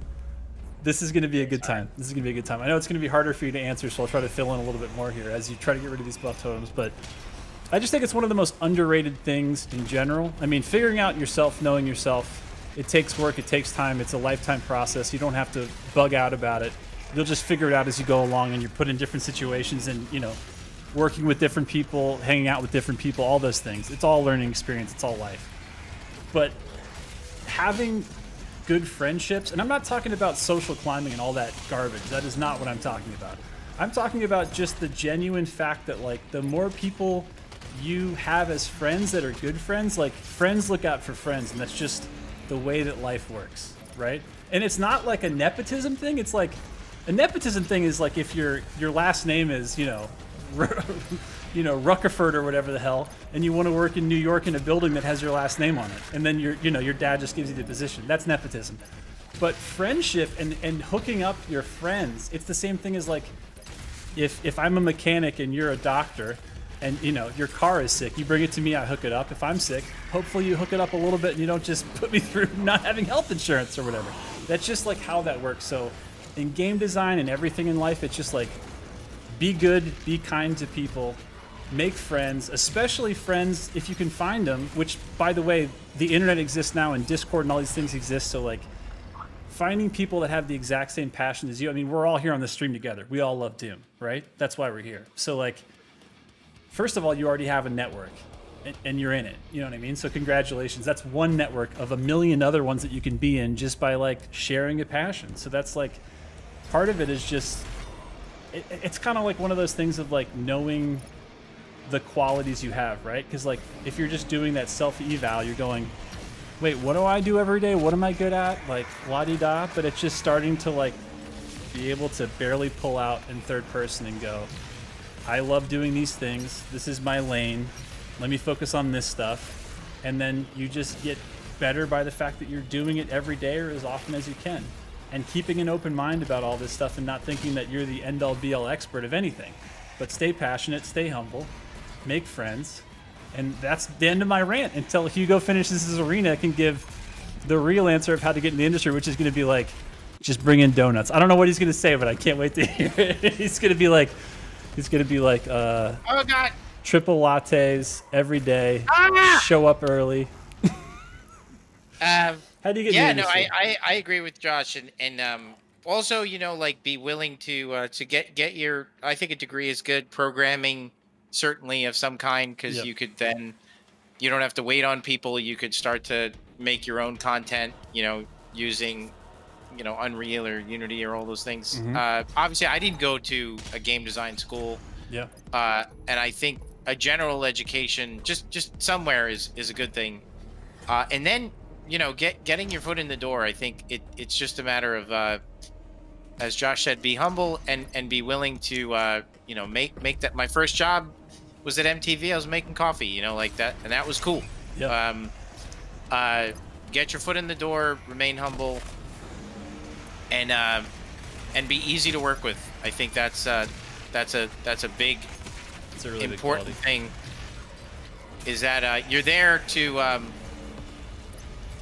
execute on the project. I think embrace. There's a period of time where when you're on a team where you are a craftsman on that team, and you have a role to play, and embrace that period because it's really satisfying. I mean, I'm not really a craftsman anymore, but I used to be, and I took great pride in it. I struggled with that in the beginning. I would say most people come out of school, and you know they want their idea on screen, and they're really focused on their ideas, and you realize and you learn that like if you could embrace being a craftsman, and I don't define success for me in the workplace at that period of my career based on how much of my idea got in the game, but like how well I executed on the idea. And once you start approaching it that way, you just become easier to work with. You find your job to be more satisfying. I mean, I struggled with that, as most people do, for a little while until you get the hang of it.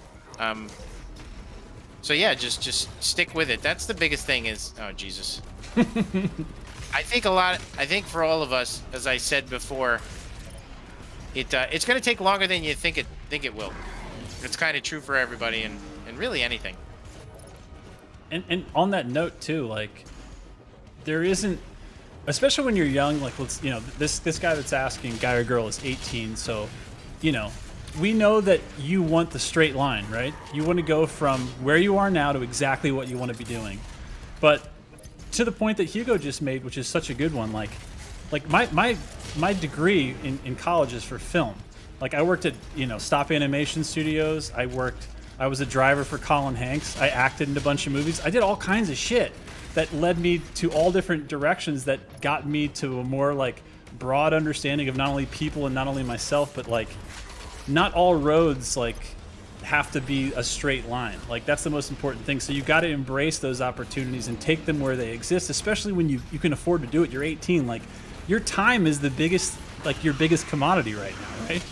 It's like you don't have to be, you know, a game director tomorrow. And if you're not a game director, it's not like Hugo's saying, if you're a technician and you're looking at just a very specific set of things, it's like own those things, understand the process for those things, learn from everybody around you, and take pride in all that stuff, because you're not always going to be just doing that one thing. But yeah, I mean, there isn't and that's the other thing, like you were talking about before on like one of the first streams you ever did, Hugo, when you were saying, we were talking about inspiration, we were talking about, you know, movies and anime and all this stuff, and how it can be looked at one of two ways. It can be looked at a lot of ways, but one of the ways is people can be like, oh, it's a waste of time. Why are you spending so much time watching this stuff? Because it makes you more interesting. It broadens your mind. It's introducing you to new ideas, to new designs, to new things that can inspire you to make your own stuff, right?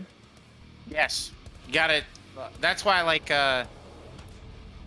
absolutely, you know, keep, it's all gonna add to the, whatever kind of creative person you become. You got to stay thirsty, stay hungry. Yes. Like these revenants. Look at them screaming. I will say this, like, especially if you want to be a director, like, it takes time, and I don't mean that in, like, takes time to make those connections. It also takes time just to be mature enough and have failed enough times to be able to lead a group of developers well. You know what I mean? Like, I don't know that I would have been very good at this in my 20s. Oh, yeah, God. Big same on a lot of things that I did in the last 10, 15 years. You know what I mean? That's such a good point, too, though, is how much you can learn from failure and how you have to do it in order to... It's just like anything else. It's like you can only experience a thing by going through it. I mean, it's the same thing with, you know, having a big breakup. And then all of a sudden you listen to that music and you're like, shit, this hits completely differently. I feel a very specific, different kind of way. It's the same with everything else, you know, in life that comes with work and relationships and an experience that follows. Because I know, like, the great irony, right, is like you get out of school. Let's say you know, even let's say you're going for like a straight and narrow view. You're going like, I wanted to be in game design. I'm going to study programming. And you get out of school and you can't find a gig that's that. It's just like whatever you can find, you will learn things and you can do things that will help you become a more broad and interesting and easy to work with person if you just keep these things in mind. And again, like maybe if you just got that dream gig you know you wanted right away, you're making those mistakes in a place that you don't want to make those mistakes in. So don't worry about being in the place you don't want to be in right away. You know what I mean? That's such a big deal. Absolutely. You gotta. There's a saying in art that you're 1,000 shitty paintings away from being a great painter. So hurry up and start making shitty paintings. That's not actually how that saying goes, but I modified it to fit. But I like that. You know, I like that. I think it's empowering because it strips away any concerns you have about being perfect and lets you know, like, no, it's about making mistakes. Also, okay, this is a Gen X part of the stream now. Again, we're switching to straight Gen X answer here for this. Think about this, Hugo. Okay, think about where we came from, how old we were when we were 18. Think about how old we were when we were 18. Probably around 18, right? Okay, so now that we're around 18, think about the resources that were available then versus now. Like, does that blow your effing mind? When you're thinking about like looking at a book or looking at the very early internet or like forums, which were like as kind of like complicated as it got because Wikipedia wasn't there, none of that stuff was there. Like these kids nowadays, I'm gonna do it. If you're 18 and you want to be a programmer, like there's probably game jams every weekend all around the world, right? In all the disciplines. Doesn't matter even what kind of type of game you're looking to do. Like they all are happening all the time, and there's free resources out there, like to get your hands on actual dev tools. And guess what? Like a lot of those dev tools are the things, you know, being used right now to make some of your favorite games. How did I not have fucking chainsaw? Yeah, did you not have any? Do you have any pips to start with? Let me see. You have one. You have one. You have two now. You know what I think it might be? I think it might be. Let's just try to like make sure we're burning out more ammo before we switch. Like let's do some more chain gun, all that kind of crap. You know what I mean?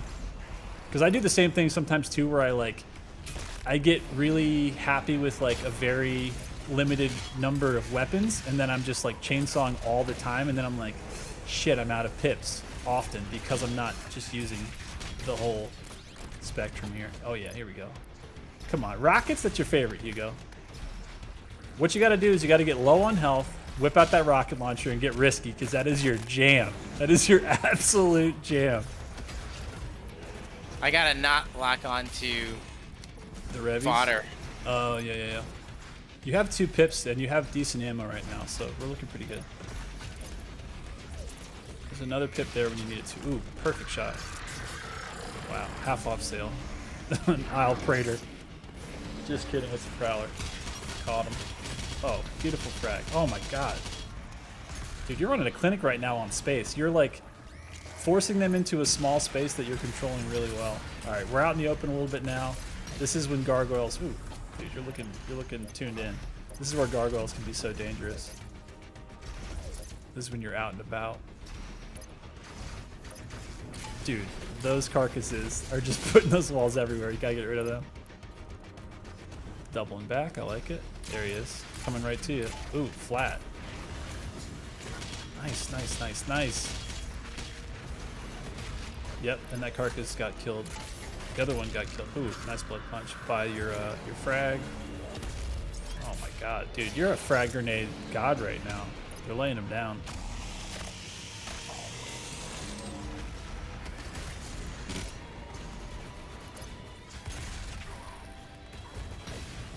Nice dodging. Ooh, little spin move. I like the double back. You're like forcing the AI to think you've gone up a jump pad and moving the other way, turning around. Alright, buff totem's out. You know where it is, on the other side of that teleporter.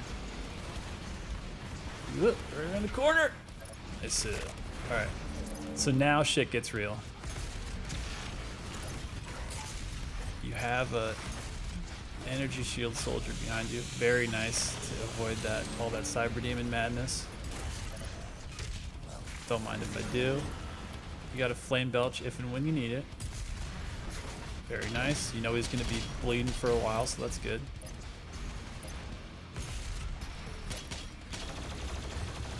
I love using the appropriate tool there, burning that shield down, the energy shield with the plasma. Textbook. Running the spreadsheet. Putting some good DPS out. Still looking good on health. You got a flame belch ready whenever. Too many gargoyles. Gotta get rid of them. Luckily you didn't take any damage though on that part. Alright, those two. It might be time to go down there with some grenades to those cyber demons and get crazy, but you're playing the circle game really nice right now, just keeping them in the middle. Alright, he's looking pretty low and ready. Nice use of the monkey bars. Can't hit what you can't see. Oh, he's ready to go. Oh, wait a second.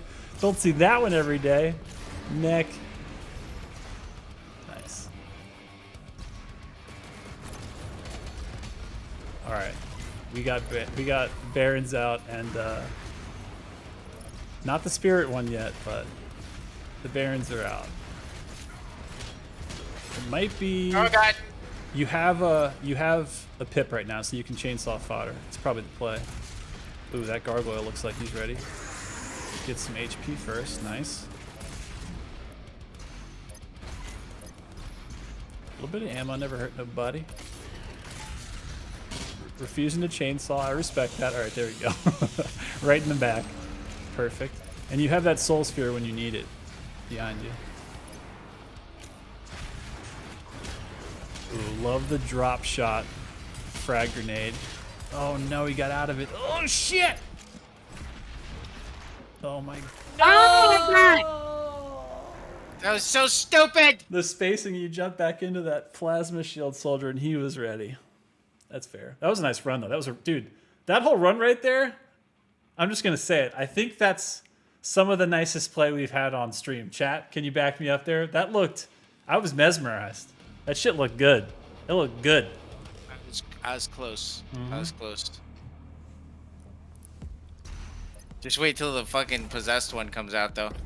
Oh my god, I know. Then it's a whole nother ball game. But there's a lot of Fs being thrown around in chat. A lot of respect being shown for Hugo's inverted, big Gen X energy controller play here on Nightmare, the Ancient Gods, Part 1 on Blood Swamps. We going fishing. Everybody buckle up to Vanula Hayden. We're going from QuakeCon to infinity. Here we go.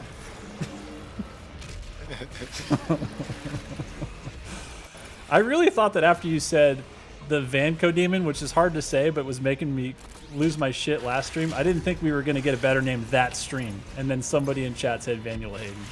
Just next level stuff. That's all I can say.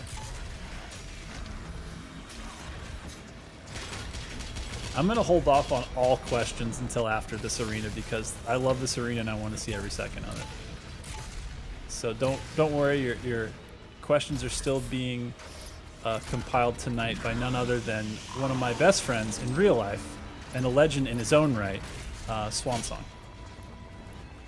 So thank you again, Swanee, for the backup this evening.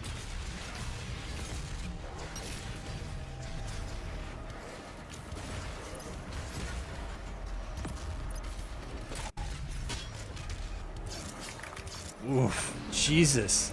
That carcass head turns around like exorcism amount of times. I didn't even notice that. Oof, that was a dirty one. That was silly as shit. Oh, man.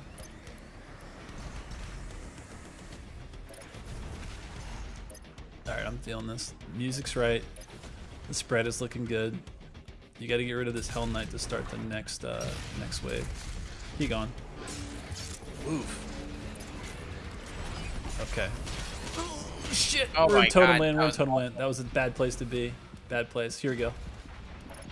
DM5. What the fuck was that? He blood punched it, but somehow it didn't break. That was a truly buff totem. That was a super juicer totem.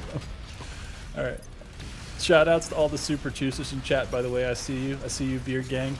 I see you all. Shout outs to the official Doom Discord, discord.gg/Doom, as well as the place to go for all battle mode super juicers, which is first of all Spicy Demons. That's discord.gg/Spicy Demons, as well as Ronin's Renegades. I don't have the URL on hand, but if you know, now you know. If you don't, now you do.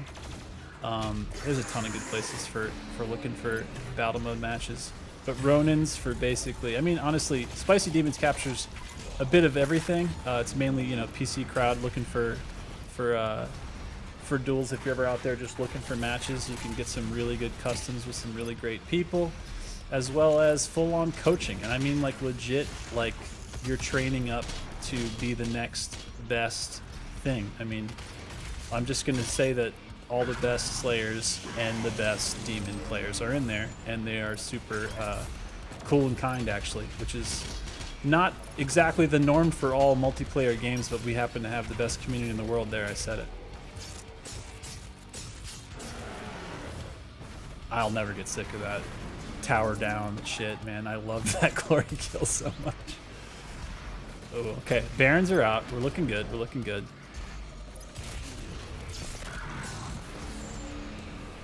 It's always so tricky in this arena because it's like, on one hand, you can get cute with it and you can like make the spacing so, you know, you're doing the dance and you're staying in the zone and you're having fun. But it's also like you've got to make sure that you're taking care of those top priorities because they're just going to keep spawning in gargoyles and these level 3 fodder forever, and that shit'll kill you. It'll kill you if you're not careful, and it's hard. Look at all those gargoyle shots coming out right now. It's just so much, but we're looking good here. We got two pips of gas. We maybe could use some ammo soon. Of course, the burning never hurt nobody, but actually the stack is looking real right now. We're looking pretty good. Breaking down on some shields. The music sounds just right. We're all together.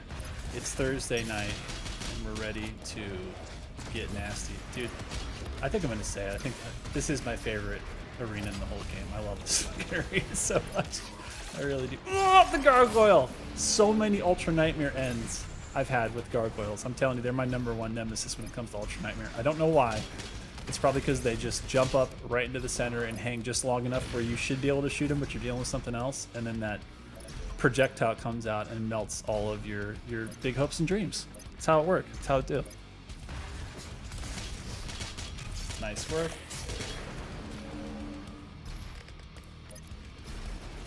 I love the function of the shield soldiers, like the pressure unit, and again, they make you check your toolkit. They make you deal with either plasma or saving that pip to knowing that you need to take care of them because they will mess you up. Oh shit, here it is. We're in the spirit space. Yes, please. Big BFG energies. It's gonna happen. And honestly, this is the place and the time. He's going to turn, check his target, see where the spirit's at. There he is. Make sure you get hit with all of it, and he did. Very nice. All right, we're looking pretty good on ammo. You got all of your grenades, both frag and ice. You got your 1 pip. Do you have your full pip? Yeah, you got our full pip. Should we take out the other Baron first? What do you think? Or is that too cute? Maybe let's take out the other Baron first. You're doing a nice job to skirt around in here, though. Yep. Leave them. Oh, wow. I like this. I like this. Taking all the pieces off the chessboard like a surge. Oh, shit! I'm telling you, those gargoyles. He's so crazy. Those gargoyles. Can't trust them. Oh, shit.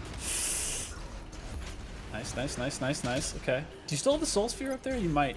You might. I can't remember. Yeah. BFG time. Clear it out a little bit. He's ready over there. Oh, very nice.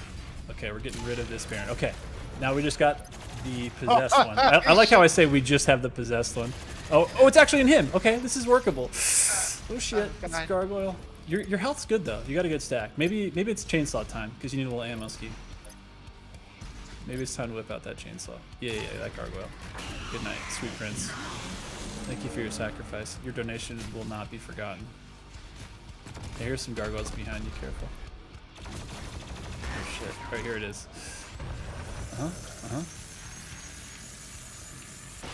Bruh. Dude, that was almost really rough because that was beautiful. Because we almost transferred somewhere else. Yeah, well, he almost went into the other Baron, which would have sucked. If you take care of, if you take out one Baron and it goes into another Baron, you're like, all right, I'll be right back. I'm gonna see. I just had to focus, chat. I'm gonna brag I'm the best, and now we're gonna die. GG. I said it. I bragged, and now more deaths are coming. I'm gonna get stuck on this shit. To the G's. No, you got this. You got this. We're just gonna go right side now. That was left side. God, I love that arena so much, though. Well played, sir. Well played. That was a good set. That was really nice. Thank you. You had some good dance. Your accuracy was high. Your switching was really good. You had really good stack for most of it. Like, you were just. Well, I actually have to take a page from the fans, and I got to start, multi-stacking more. Like, I tend to focus on. Like a single. Yeah. All right. Can I just. Can you mantle that or? I was about to back up Samuel. I can't even do it. Shit. Samuel. No, Jesus, I can't do it. Vanuel Hayden. Oh my God. Dude, I'm going back to school right after this stream. I'm going back and I'm studying the English language again. I was about to back up the Vanuel Hayden so you could like jump on top of it and mantle that last part, but that joke fell flat because that was like a year ago. I am a big Van Halen fan. Oh, dude. David Lee Roth. It's funny watching footage of him in his heyday because, like, definitely he's pretty cringe now, but like, sure. Not everything ages like you think it will.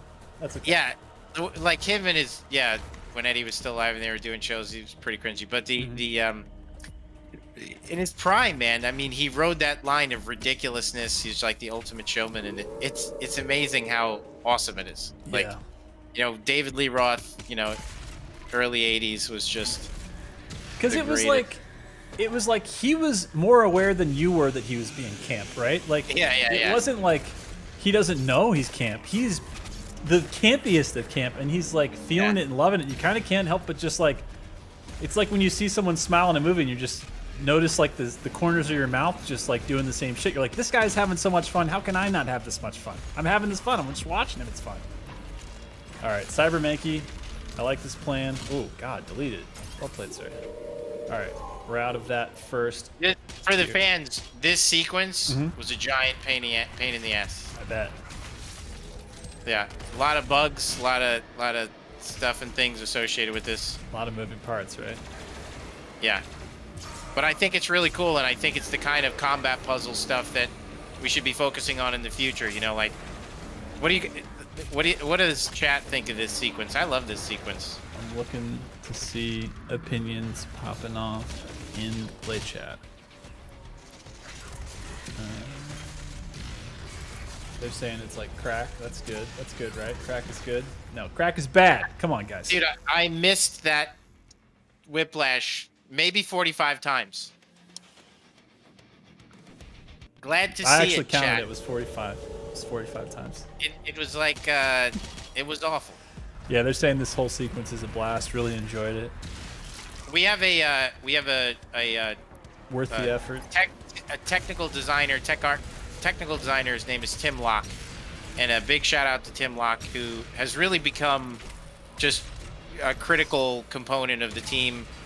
Using Logic Designer, a piece of software that he really championed in the studio. Nice. And it's just becoming super important for our team. Hell yeah. Where did that Whiplash go? Is he gone? Shit, I don't like that Whiplash out of view. Oh, there he is. There she is, I mean.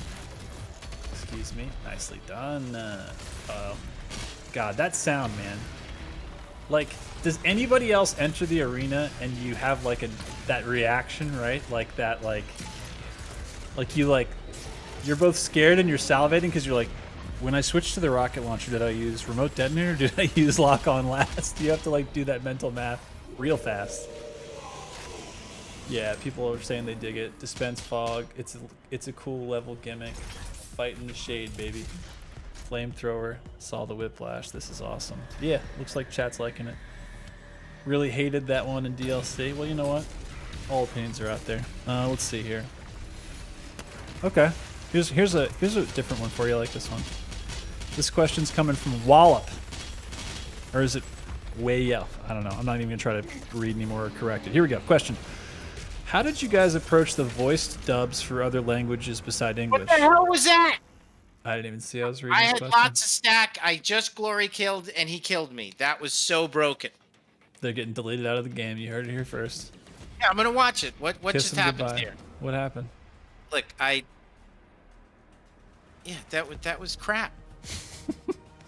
All right, deleted. The whole Deleted. Fox sequence is cut. Sorry. Forget what we said. We take it all Yeah, back. seriously. That was just a test. Tim Locke, you're fired. Just kidding. You're the best. Sorry, we love you. Just kidding. JK. I'm fired. All right, here we go. The question is, how did you guys approach the voice dubs for other languages beside English? They say, I'm Brazilian and I love the voices and would love to know how it happened. I don't know. Somebody else really handles that. Yeah, that's like, maybe that's one of our producers, Laffy, works with an agency. I don't know who the agency is, or maybe somebody I'm sure we worked with before, and we have kind of, I'm sure they have a set of actors that are like their go-to, right? Kind of like most talent agencies, I'm sure we have, you know, like those full, what do you call it?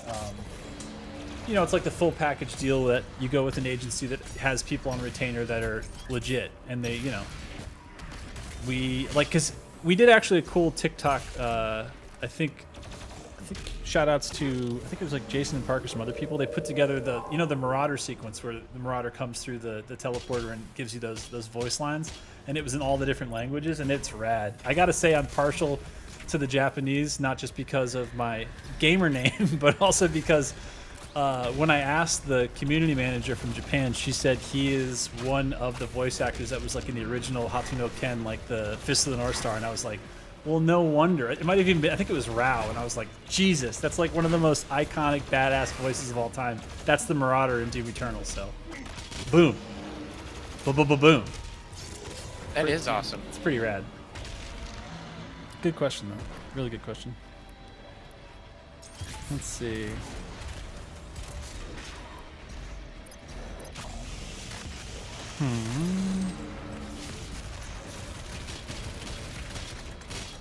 That was for Mayo. Auto Shoddy Boys. Let's go. It's the gang. Auto Shoddy Gang is out here now. We out here.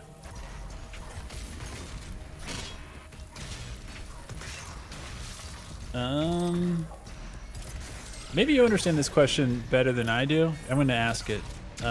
Red AOE. I guess the area of effect.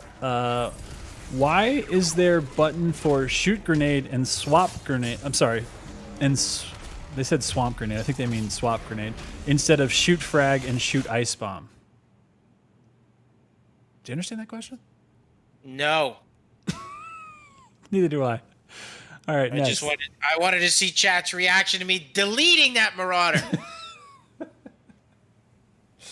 I see you half day underscore Fist of the North Star is the best. Yeah, that was the one that started it all for me. That was the first anime that I saw when I was a kid that my brother had on some friend's VHS, and I was like, holy shit. That was violent and badass. That's right. Okay, good. Thank you. That was decent. That's all I get is decent. It was decent. Wow. Tough crowd, man. Tough crowd tonight. It is tough crowd. I love when I read the comments like, he's not even good at his own game. What are you talking about? You're sitting here witnessing what is probably the might be the miracle of greatest Gen X. performance in Exactly. FPS ever. History. Like, I don't know if you're old enough to know who Dennis Fong is, Thresh. Like, Thresh is watching this right now and going like, I'm just gonna drive the Ferrari to Hugo's house and drop it off there because this guy is the best. That's Period. it. Full stop.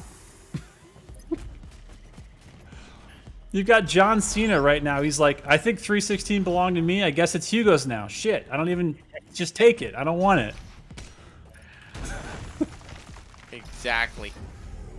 Schwarzenegger's going to become the governor again just to give it back.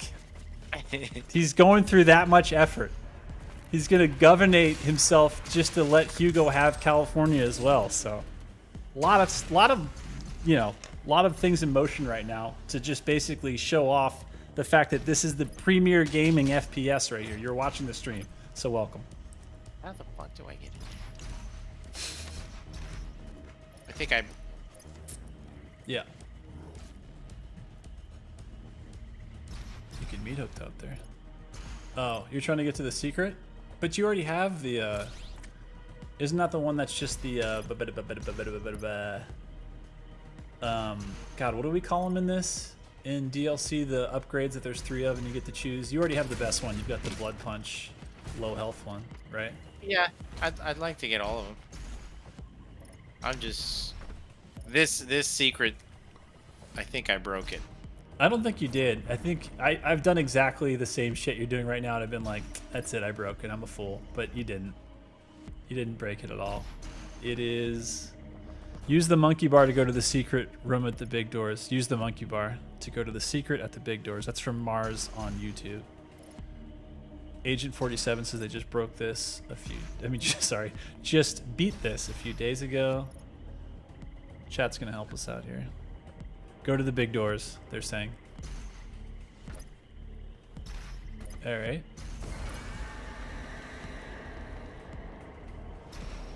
Look at the map. Wow. They're telling us how to play our game. Would you look at that? What do you mean look at the map? Only people that don't know where they are look at the map. We know what we're doing. We know exactly where we are. There we go. All right, so we're here. Yep. We should have had a super tentacle come out right there. That would have been sick. And just block you? Yeah. All right, so there's that. Okay. Maybe pop up with the map real quick, just for shits. Where are we trying to get? We're trying to get to that over there, the secret encounter. Left, purple goo. Other monkey bar. Turn around. Climb the wall. There's so many instructions being thrown at us, Hugo. They're yelling at us. All right, I think we're doing it. Yeah, we're doing it. We're doing it. This is it. No. Oh, yeah. I thought we were going down the wrong thing. But wait, turn around. Wasn't that the secret encounter on the other side of that thing? Can you get back up there? I think you might have to go back and do exactly what you just did again. That's why I was yelling at you now.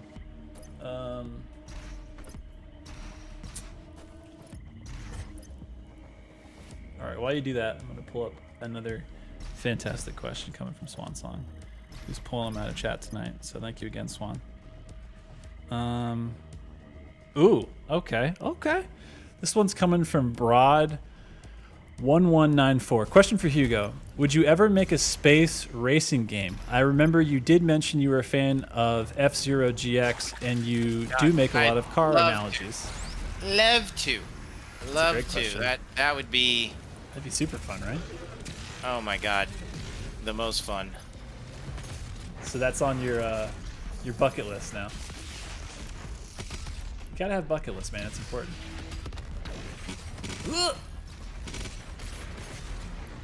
Okay. just the Baron now, unless there's any fodder left. And you still have 16 seconds. Oh yeah, there is some fodder. Well played. God, with shitloads of time on the clock. Douche. Badoosh. All right, half the Wetland Warrior is ours. It belongs to yes. All right. And then how the hell do I get out of here? I think you go back to where now it's actually go through the double doors, right? Or am I making that up? Might be making that up. Okay. Okay. Here's a question coming in hot from our buddy Simplu. Hey Hugo and Josh, I got another question regarding the level design for Doom Eternal, if you can answer, of course. How long would you say some of the levels stayed in the blockout phase for playtesting encounters? Did each of the levels go through multiple major revisions before you guys finally settled on the design you were satisfied with? Yeah, we start with the mission design doc, and that kind of spells out the big beats of the level and kind of like the theme of the level and just broad strokes, you know, like of coordinating, like where am I going, what am I doing, and why am I doing it. We try to emphasize like the events of the level, whether it's Mars core and blowing up Mars or Necroval and going to the City of the Damned and, you know, all that good stuff. And then they start iterating, blocking out the level designer does. And you always got to be open to pivoting, you know, like, because some things, they sound good on paper, but they don't actually work out too well in practice. So this area is something that I know the fans have said, oh, bring back the possessed Baron. So that's the problem, is he's not actually going in the Hell Knight. Okay, we got to fix that, because he didn't go in the Hell Knight. No, he didn't. Did he go anywhere? Where is he going? Is he up top? Yeah, he's up top. He's in an imp. That's Look at that imp. That imp is so aggro. Yeah, if he's in the Hell Knight, that's a good challenge, because that's a pressure unit, right? But it's an introductory challenge. That was the point of this. He shouldn't be going into the imp, so that's something we could fix. Damn, that turret was doing work for a second there. All right, might be time for maybe. No, you have decent ammo still. Oh, Rutrow. That cue ball. Oh! Before you get that chainsaw out. Okay, he did go into Hell Knight. See, we're good. Got there eventually. Oh, I didn't have a chainsaw, Pip. So stupid. Oh, no, shit. yeah, so he's supposed to go into a Hell Knight, so we'll get that fixed. Nice.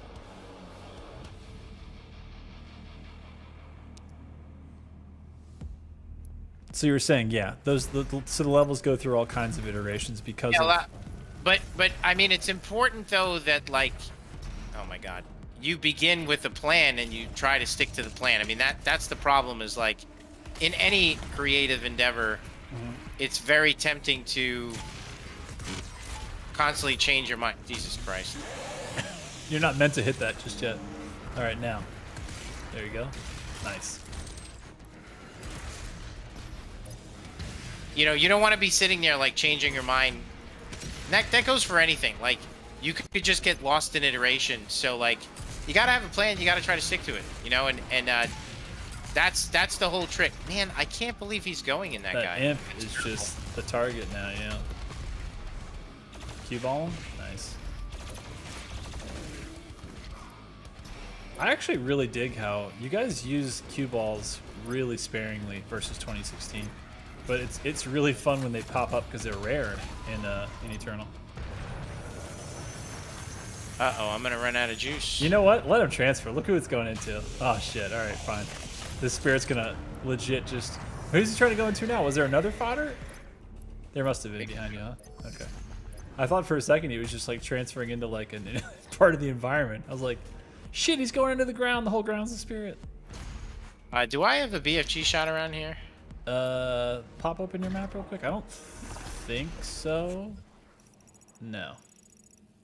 Oh wait, up there. Yeah. In the next tier. Good memory. We were just one step away. Shit, those tentacles down there were trying to whack you. You do have a pip now. There we go. Somebody says Bane, and YouTube says possessed turret win. Jesus God, that would be interesting. Hilarious. Yeah. Oof, man, didn't even get a shot off. Love to see a Cyber Mankey fall without putting the noxious hazards down. Love to see it. So this arena has so much freedom in space, which is why the other one's so sweaty, is because you don't have this amount of like, look how much verticality there is in this map, how many different layers of like planes you can be on. There's monkey bars, there's effing jump pads. Those jump pads, again, don't have any kind of, you know, cooldown on them, so you can just keep riding them. This arena is fun as hell because even though this arena ends up throwing some pretty crazy shit at you, you really can get away at any time and kind of just play the monkey bar game. Stay in the air, go twinkle toes on them.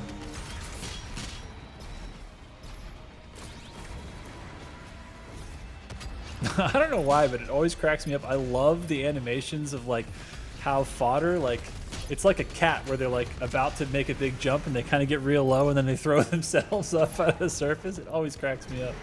Animations in this game are just absolutely next level. They're nuts, dude. You gotta imagine too, even though the animation team has a lot of work in this game because all of the glory kills, there's so many of them and there's so many different enemy types compared to 2016, but like, man, they put so much, you guys put so much character into animations in this game. Like, the animation team, like... They're monsters. They really are. It's just incredible. We always say it, like, we don't want an army of developers, we want a group of Navy SEALs. And we really do. That's how it feels. Yeah. I mean, they're everybody is just, everybody's really committed. That's the coolest thing. Like, they're very, like, they take, I think the essential ingredient, why are you not locking on? You can't, do you have lock on right now, or did you have remote detonate? Maybe you didn't have enough ammo? Are you out of rockets? I didn't see. Well, now we're not going to be, so we're going to be good. You were saying the dedication, sorry, of this Navy SEAL team. Oh my God! The fodder took it. No. Nice. There's a BFG shot waiting for you there too. Nice. Alright, spirits out. Oh shit. Health is low. Oh shit. Nice. Oh, I thought you had a really good skirt there. I thought you were doing the nice... Shit, was that a fodder? That was a fodder, though. That melee fodder, dude. That's what's up. Yeah, that was stupid. They did their job, though. That fodder was like, if I can just throw this arm at the Slayer at the right time, it's going to be GG's. That was stupid. Stupid. But you were saying Navy SEALs, animation team, commitment. That Mancubus is like, yeah, finish the story. Go ahead. Yeah. He's like, what's up? I have guns. I'm going to shoot you now. It's like a cool story, bro.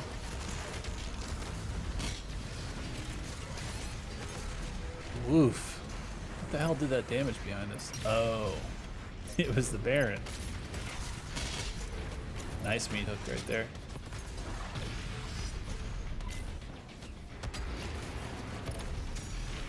That is the most, like, one of the most fun things about Eternal is it's always one of those things you can always constantly, while you're playing, minute by minute, analyze yourself and be like, shit, I need to meat hook more. Or, oh yeah, I need to use more frags. Or, I'm not using my ice bombs every time they come up. And I forget to burn. It's like, that's the most fun thing, though, is you can keep, like, turning those screws and just, like, tightening up different parts of your game and just reminding yourself until you become an absolute spreadsheet of just, like, efficiency. Where you're just full in Jordan mode. And we wanted that, you know, like that level of engagement. That's why I think what we're seeing with the community, both with the master levels, mods, DLCs, people really, really reaching and honestly going beyond just the depth of the mode.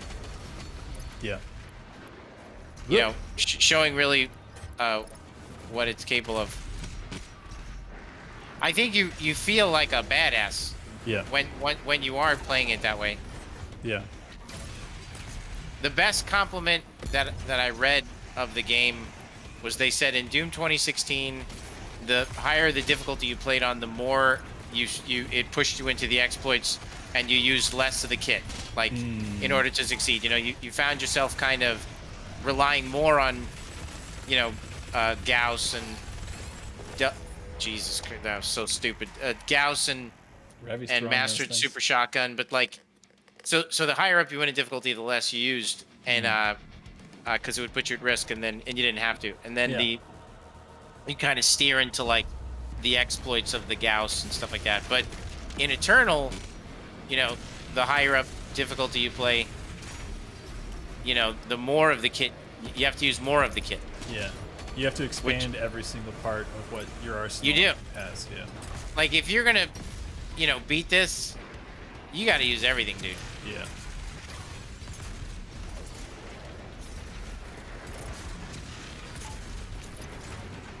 And that's the most fun thing is the fact that like everything is constantly changing because the speed is so fast. Not only are demons fast, but like you've got double dash, you've got meat hook, you've got jump pads. You're in that spot right now where got some ammo back. Maybe you could use a little more though. Chainsaw time. You have a pip, yeah, and you got a flame belch ready. But yeah, it's like in 2016 too, I feel like there's just the fights are more fixed, like you said, the meta's more fixed at a high level, and it becomes like the spreadsheet just doesn't have a lot of pages or a lot of flow to it. It's just like cells 1 through 4 as fast as possible. Whereas this is like there's so much, even with just the mods, like I mean, we're having a full-on like turf war in chat the entire stream about whether it's automoddy or sticky bomb gangs. It's like the fact that there's that much potential division or controversy within a single weapon we're talking about, because there's just so much creativity of how you can play and the situations, like how you best every single situation.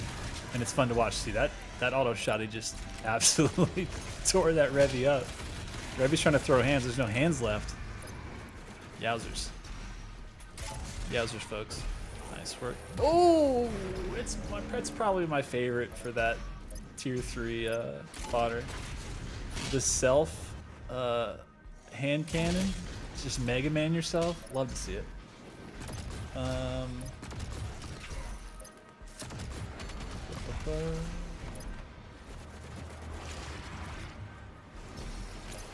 All right. We got to get through this arena, and then I'm going to ask some more questiones. It's too sweaty in this arena to start popping up high-level emotional questions that are going to get us feeling and thinking things. It's time for the ripping and also the tearing. So let's get her done. Rackatron off the board, but wait, there's one more. Oh, there's the spirit version. Gotta go. Oh shit, the other one can see us. Nice, nice, nice. I love this arena too because there's so many, like, you're doing such a good job of staying behind cover and sticking and moving in that way where, like, you're not this target, because those spirit or Rackatron, you can't just pop off there. Ugh! Nice work, nice work. Maybe blood punch? Don't even need it, we're good. Alright, we're looking good, we're looking good, we're looking good. It's not a bad stack, but I love how committed you are to popping their energy shields off by using the plasma. I see a lot of people skirt and not do that, but honestly, it makes me feel happy every time I see that happen. It just looks, and it's just the right tool for the right job. Oh god, really good chainsaw, saved life there. Oh shit, he's on the same level as us now that our Actitron. Spirited one is getting a little too happy. Alright, yeah, let's take this other one out for sure. Can't have two. Alright, there we go. I like that too. That's a good instinct to try to... I honestly chainsaw them more than I should because I really should switch. Alright, you got the ammo for this too, I think, when you switch to plasma. Maybe a blood punch if you need to mix it in there. Oh shit! Oh, I knew it was gonna happen. I did too. That's why I was hoping it was gonna be blood punch the fodder and then ghost bust, you know, just straight microwave beam. But you know what? For a second, I thought you were gonna dance behind the spirit and just like do the mamba and just. It attached to the other thing. Is that what happened? Oh shit. Yeah, like I went to do the guy and it attached. That spirit though.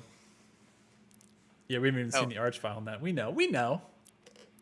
No, it attached. I went to fry him and it put it on the dude behind him. Ew. Whoopsies. So stupid. So you know what? Busted makes you feel good. You just got to keep trying it.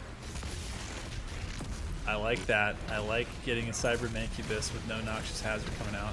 Is that the Baron behind us? No, it's just a bunch of damn imps. Yeah, they were accurate in the beginning there. Alright, Mankey. Look at Mankey with the ups. Some Air Mancubus right there. Whoa.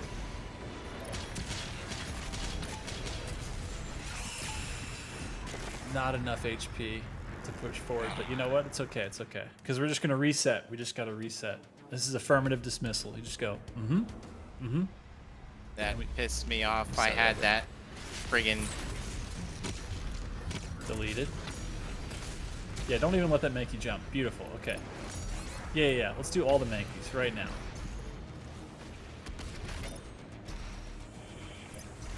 Ooh, shit, that fire blocked that thing. I did not see that coming.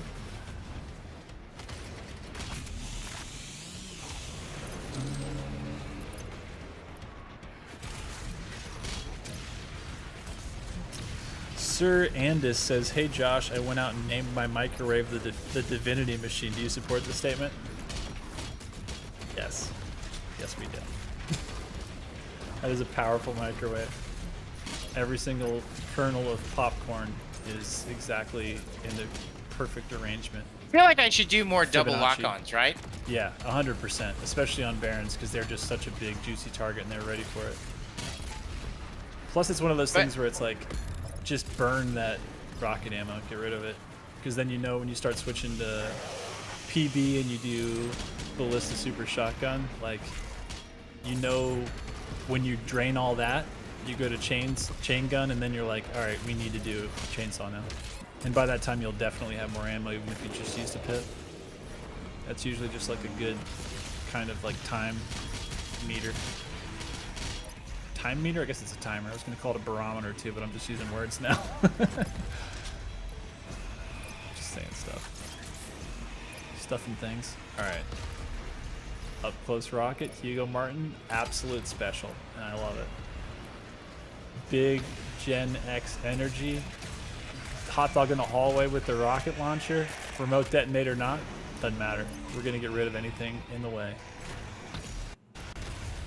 Revy had a little pause there in the game for a second, but otherwise we're running smooth, looking good. Yeah, we're looking good.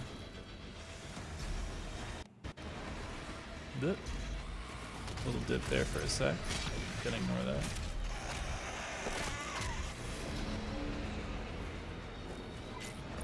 Uh-oh. Okay. Non-spirited version. Very nice. Get rid of them. Alright, one Arachitron gone. There's two more, right? One possessed, one not. I think there's 3 total. Eee. Get gone. See you later. Yeah, the other one's up there.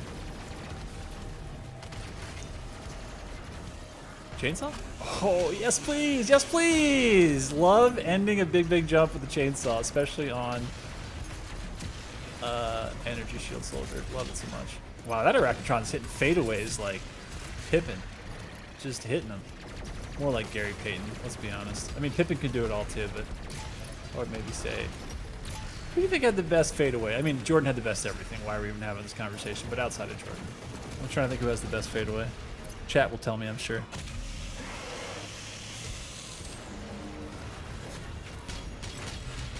Yeah, exactly. First try. That's what we're doing. Yes, sir. Yeah, lock on spam possessed. Always a good play. Kobe or Dirk? Yeah. I think Faustus, I think you're 1000% right. Yeah, Kobe's fadeaway was absolute dream come true territory. Or nightmare if you're not on the Lakers. And Dirk Nowitzki, I mean, That lanky dude has some shot. Oh, okay. Straight up going into the arch file. Oh my god. Delete it. All right, it's Doom Hunter time. It's time to get this done. Do we have a... You just used the ice bomb recently, right? I can't remember. It's not... Oh, shit. Very nice blood punch. Very nice blood punch. Oh god! Ah! There's two. There's two arch files. I forgot that there's two. Woo! Let's go. I forgot.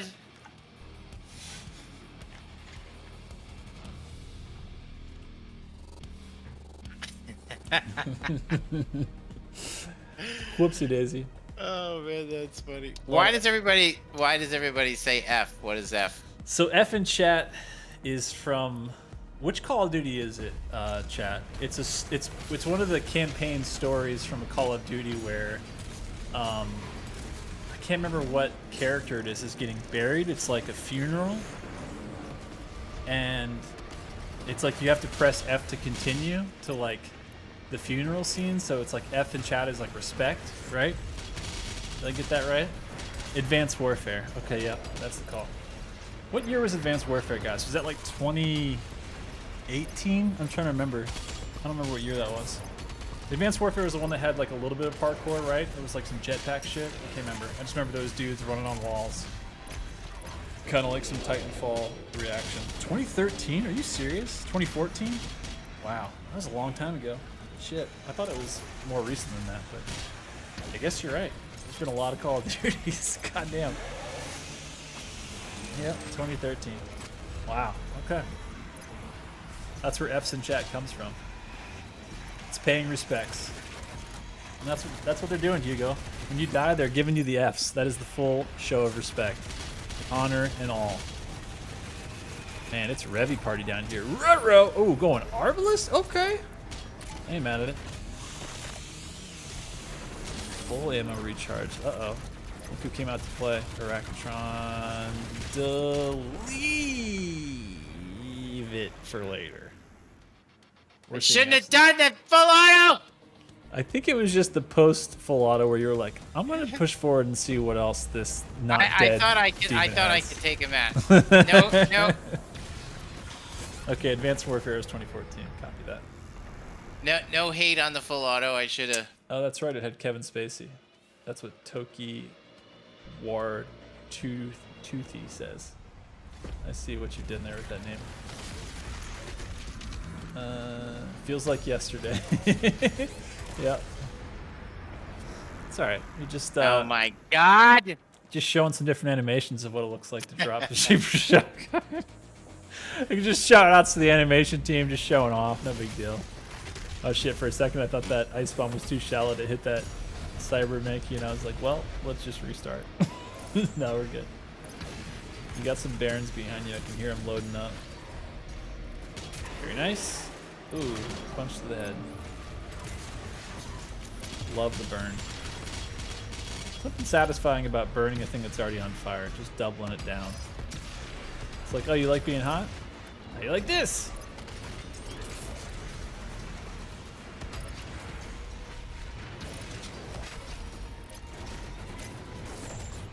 Got a nice pip of chainsaw. Just taking care of Barons right now is all that's really going down here. He scooted out of there. That that fodder knew that you were coming. Still got a decent amount of ammo here too. Time to take out Revies. 3 at least. Is there 3 or is there 4? Maybe there's 4. 1, 2, 3. Is there one down there? I think there's 4. Oh shit. Getting a little dicey. Might need to get some fodder. Oh, nice. Okay. Or just straight for the Revies. Love this use of meat hook just to get higher. Oh. Perfect placement of that med kit. Somebody gets a raise. Somebody gets an absolute raise. Another med kit up there. That person's about to get a raise when we pick it up.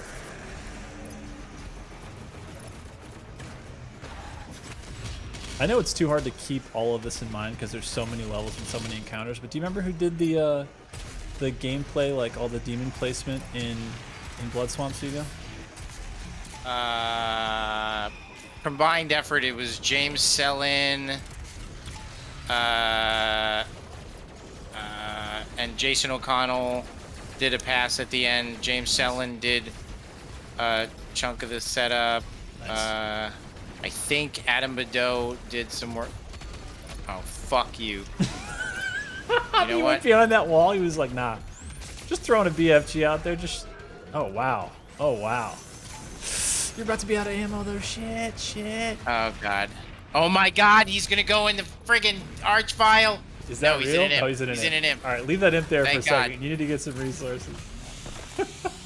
I like how you're like Adam Badeau, and then we just throw the F-bomb out because we have to, because guess what? We ran out of ammo when we were trying to microwave that archvile. I mean archvile, that arachnotron.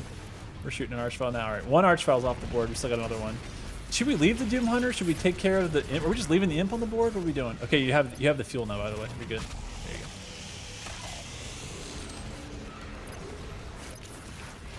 go. Oof, God, that was a really good use of that that jump pad actually, because we would have been toast literally on the ground. Where the hell? Oh, there he is. There's the spirited imp. Look at him, living his best life. So glowy, so blue. Oh shit! Oh, Better God. get gone. Better God, get I'm gone. going to fucking die. Yeah, you need a chainsaw. And maybe get a flame in the way there. Not only with just the meat hook, but with a little, yeah. Okay. A little something. Okay, we're going for this. I like it. You need to keep moving. Okay. Nice. Got the verticality going. Chainsaw time, maybe? Do you have it? You do. Okay, all right. This is it. Big stack. Looking good. There is a BFG ammo if you want it. It's behind you. It's to the right. I think I'm in it. You can do without? Oh, God. Oh, God. Oh. Where's the fodder? Mother and father, please. Where's the fodder? Okay. Oh, but I just ate a friggin' projectile. I saw that. Yes. The stack is real. All right, you have all the bombs now, I think. You got 2 frags and this. Oh, yeah, it's time to get the blood punch. Get that Doom Hunter off. Doom Hunter's deleted, not even in this world anymore. So it's just taking out some fodder now, including that one. Oh, shit. It's like he heard us. All right, you just taking out, okay. Your health is really low. Thank you. Yes, leave no options. No mercy. Cobra Kai, well played. Let's get some F's in chat. Come on. Or Dude, at least I some almost GGs. died at the end. I almost died. Woo! Strike first, everybody. I totally almost died. That was so close. Yep, GGs and F's. Let's go. Respect. It's being thrown off in chat at an amazing rate right now. It's hard to even read. Rosario Funari says, "Good job, Dad." Thanks, yo. Complete the shield. Almost. Thanks for the shield, bud. Somebody said only. Who is this? Oh, Bloodshot. Shout out to Bloodshot. Said almost all. Oh my God. Almost only counts in hand grenades and horseshoes. That's true. Oh, I should have picked up the. The VFG ammo? Yeah, totally. No, you don't need it. You got this. All right. I think it's all super shotgun, PB, and ballista on the eyeballs. I think ignore the fodder. Just use them as exactly like you're doing for either chainsaw or for meat hook. Everything else is optional. If they're getting in your way, just freeze them. Leave them there. Because they're not the boss. These are the cubes is the bosses. It's cube time. It's time to get square. It's hip to be square. Here we go. Open eye, shut box. Sunrise, sunset. All right, a couple more shots. Maybe just the sequence. Nice. One little punch away. Everybody dies. Looking good. Where? Yeah, I was hearing the same thing. All right, we got 2 now. Okay.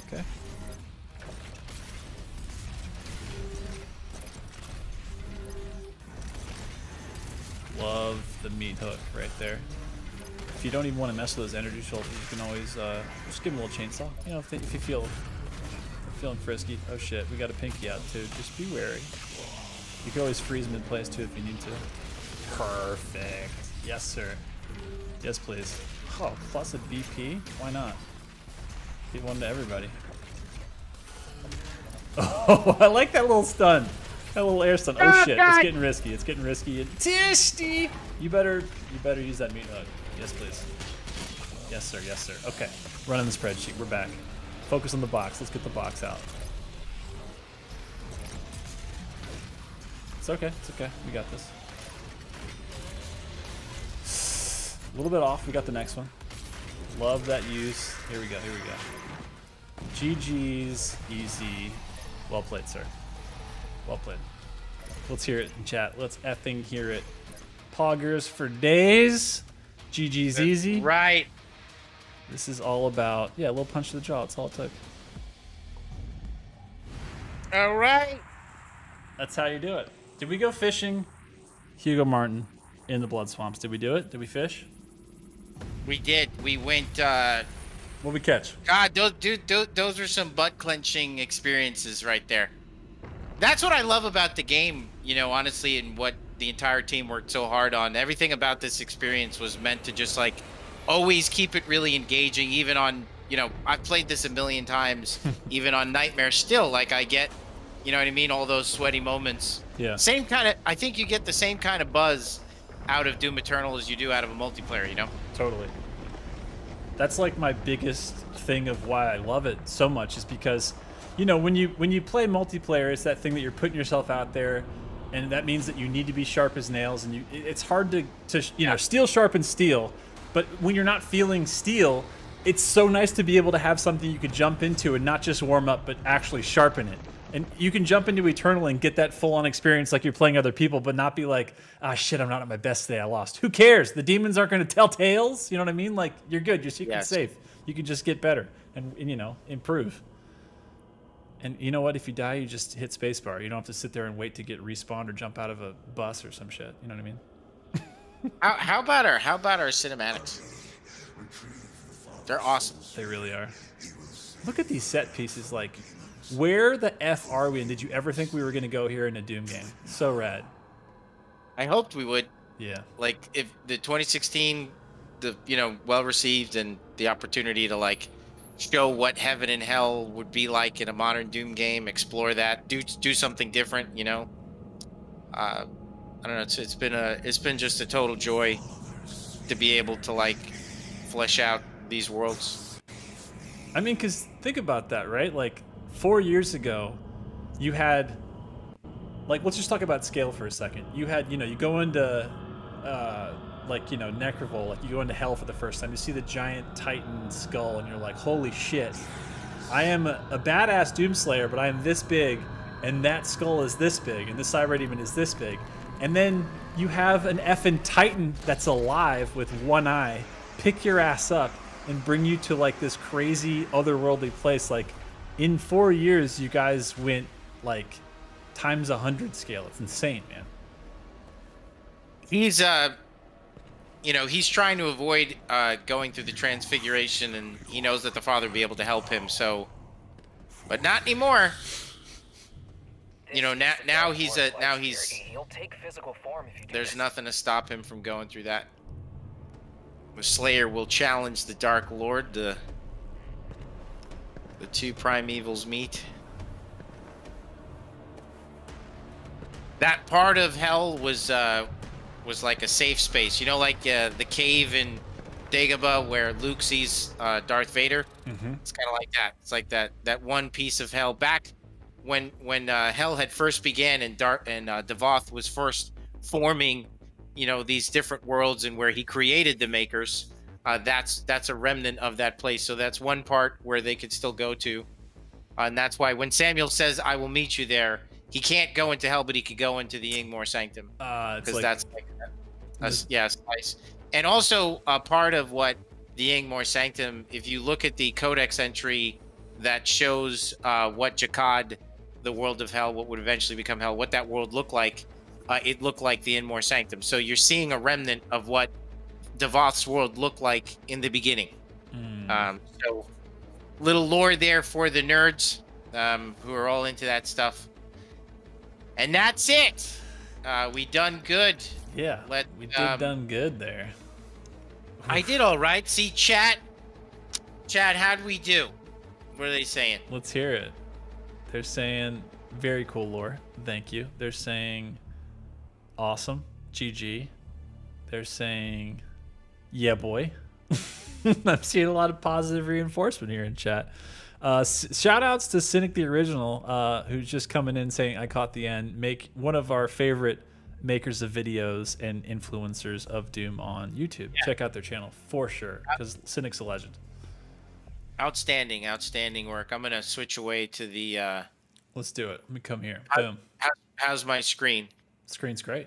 You're great. Okay, good. You can switch away to anything you need to now. We're just cool. Us guys. I mentioned this in the stream that we had with Midnight, is that we're going to put together that lore book that we talked about to kind of fill out the lore Bible, the Bible of the Doom universe for you guys. TBD on how and where. I think it's just something that our team could do for you guys, but because we want to try to provide you with as much context as we can while still retaining some of the mystery of the world. I don't think you want us to go into Metachlorian level of detail and strip out all the mystery, but there are questions that we'd like to answer. Yes, we thought about what happened between Doom 2016 and Eternal, the relationship between Devoth and Doom Guy, and the fact that they basically are Doom Guy is Superman and Devoth is Bizarro Superman, although he was the first primeval. So and yeah, the little bit of lore that I just gave you there of what the Ingmar Sanctum is, that is a remnant of what Jakad Hell used to look like before it became Hell. Yeah. I mean, honestly, the story of Devoth, he's really kind of a fallen, a tragic figure. I think he is the Darth Vader to your Luke. He went to the dark side, but he was a warrior and essentially was put there to protect his world, and that's what he did. I mean, right. And the things that he created betrayed him. But Doom Guy does the same thing. But he is, he is the ultimate badass. I mean, I think that he is the one true Jedi, and he kicks the shit out of Devoth as he should. And kind of stands alone as the only warrior, the alpha of the Doom universe. And kind of like you were saying, I think on the interview with Midnight, some people were sad, Midnight included, of course. Shout outs to Midnight. That at the end, there could be an interpretation for the end of the Ancient Gods Part 2 when the Slayer is put in the sarcophagus that he died. But Hugo, what the hell are we talking about? You can't kill the Slayer. And you had mentioned the really important part, which is the fact that the mission was to save Earth. The mission is over, right? And he did that. And his role, the mysterious voice, which again is not retconning chat. What about my stream says that I would make that shit up? If I wanted it to be the Dark Lord at Chip, it would have said Dark Lord. It was mysterious voice. The mysterious voice is the question that is out there is there's something beyond Devoth. Yes, he created the makers, he created these worlds, but who created him? It says he passed through the void in the fiction. It says only a primeval could destroy a primeval or something stronger. Obviously, there's a relationship there between Devoth and the Dark Lord, Devoth and Doom Guy. But who made Doom Guy? Right. Devoth was the first primeval, but then why did someone make Doom Guy? What does that mean? Who's pulling the strings beyond all this? TBD, we have to have more stories to tell. So I can't sit here and go into all of it, and obviously we want to be able to provide you with a good, solid answer that's fleshed out for you guys. But there is something greater, beyond Devoth, but know that he was built as the protector of that world, and that's exactly what Doom Guy is. Right. So here's a question for you. This is coming from our good friend Moonfire Madeir, otherwise known as Zeus 54. If you don't already follow him on Twitter, what are you doing? All of I'm not going to say all of. Look, we have a ton of great fan artists out there, but Jesus Christ, like the volume of incredible fan art coming out of Zeus as a single person is just absolutely bananas. So Moonfire he's a Madeir, beast. right? Moonfire says, question for Hugo. If you had more time, would Malygog have played a role in this fight, or was the plan always to just have the boxes? Love it still, regardless. If you have more time, if it's a full game with a 4-year, 3-year dev cycle, sure. Like, I think I'd love to fight a Titan in a mech. Like I'd love to fight a Titan as Doomslayer. There these what we could do with meat hook traversals. Like there's different things. Yeah, Shit. During a boss fight with something huge, you mean? Yeah, totally. Like so we just have to see. I mean, again, there's. Damn. The Doom universe rolls on again. There is someone must have made Devoth, and who is that thing, that entity? They got the makers going through the transfiguration, which basically there's an aspect of cosmic horror and Cthulhu that I think. Come on, man, that's got to be a part. We're talking hell here. Yeah. Cthulhu and hell, those things go well together. So.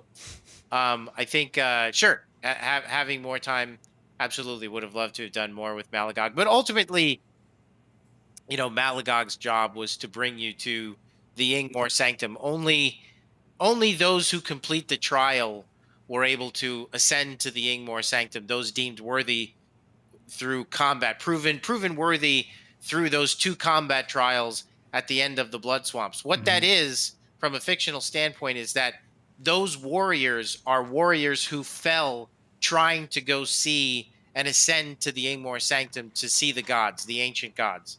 And when they give you their shield, those are basically like fallen warriors assisting you in your journey.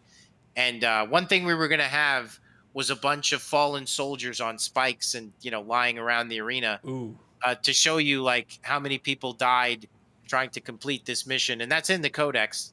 But ultimately that shit has to get the hell out of your way, because you guys know that in Doom Eternal, nothing is more annoying than getting stuck on things. On Geo and things, sure. That's it. Sure. So we talked about it, but it was just like, we can't have that shit all over the arena. Yeah, because if you did that like Dark Souls 3, like Abyss Walker's Artorias thing, you're just like, oh shit, I'm closing on that. Oh damn, that spear's in my way, and you're like, I can't even move. What is this thing? So that's but that's the fiction. That's why they're handing you the shield, is because so many warriors have died trying to ascend to the Ingmar Sanctum, obviously to go speak to the gods and do whatever it is. I love the idea. Also, chat, notice that there are many soul spheres up there, and that ultimately becomes the Doomslayer's final resting place, because that is where the gods rest. That is where the gods sleep. So what is that? What's that dropping the lore nuggets? What's that all mean? That's where they put him. That's right. We haven't said that on any stream. I like that a lot. That's good. That's what I always thought was, what the Ingmar Sanctum is where the gods rest. And that's ultimately where Doom Guy rests, And if you look at the fiction on Reclaimed Earth, that is, they speak of him like he is a god. Devoth is a godlike figure in hell, Jakad, obviously. So there's lots of meaning here in all of this stuff. But really, for those that just focus on gameplay, it just means that Doom Guy is the ultimate badass. That's all that matters. But I will ask one more lore question, because I got one hot and ready. So this is from Half Day. Lore question for you guys. Okay. At the bridge to the entrance of the World Spear, there are several swords planted in the ground. Whose swords are they, and what is the significance of them? Kind of like what we were just talking about before, right? As far as the... Say that again. Yeah, so the question was basically when you get to, at the end of the World Spear in DLC 2, the bridge rises up out of the water, and there's all of those swords stuck into the ground. The question is who do those swords belong to, and what's the significance? Warriors who, again, tried to make the passage to go see the wraiths. That's a whole nother bit of fiction. Again, the mystery of like who and what is Doom Guy. Is he a god? What is a primeval? Who makes primevals? Not saying specifically what it is. Got to have something for future stories, but obviously piece it together. Everything tries to have meaning. If there's a loophole, I apologize, but we do our best. But Never. so No those loopholes. swords represent warriors who tried to make passage to the Wraiths. The Wraiths are the gods of that world. Mm-hmm. But then we see that crystal is not a crystal at all. No. It is a ship. So we see thousands of Wraiths that lie sleeping. They've undisturbed.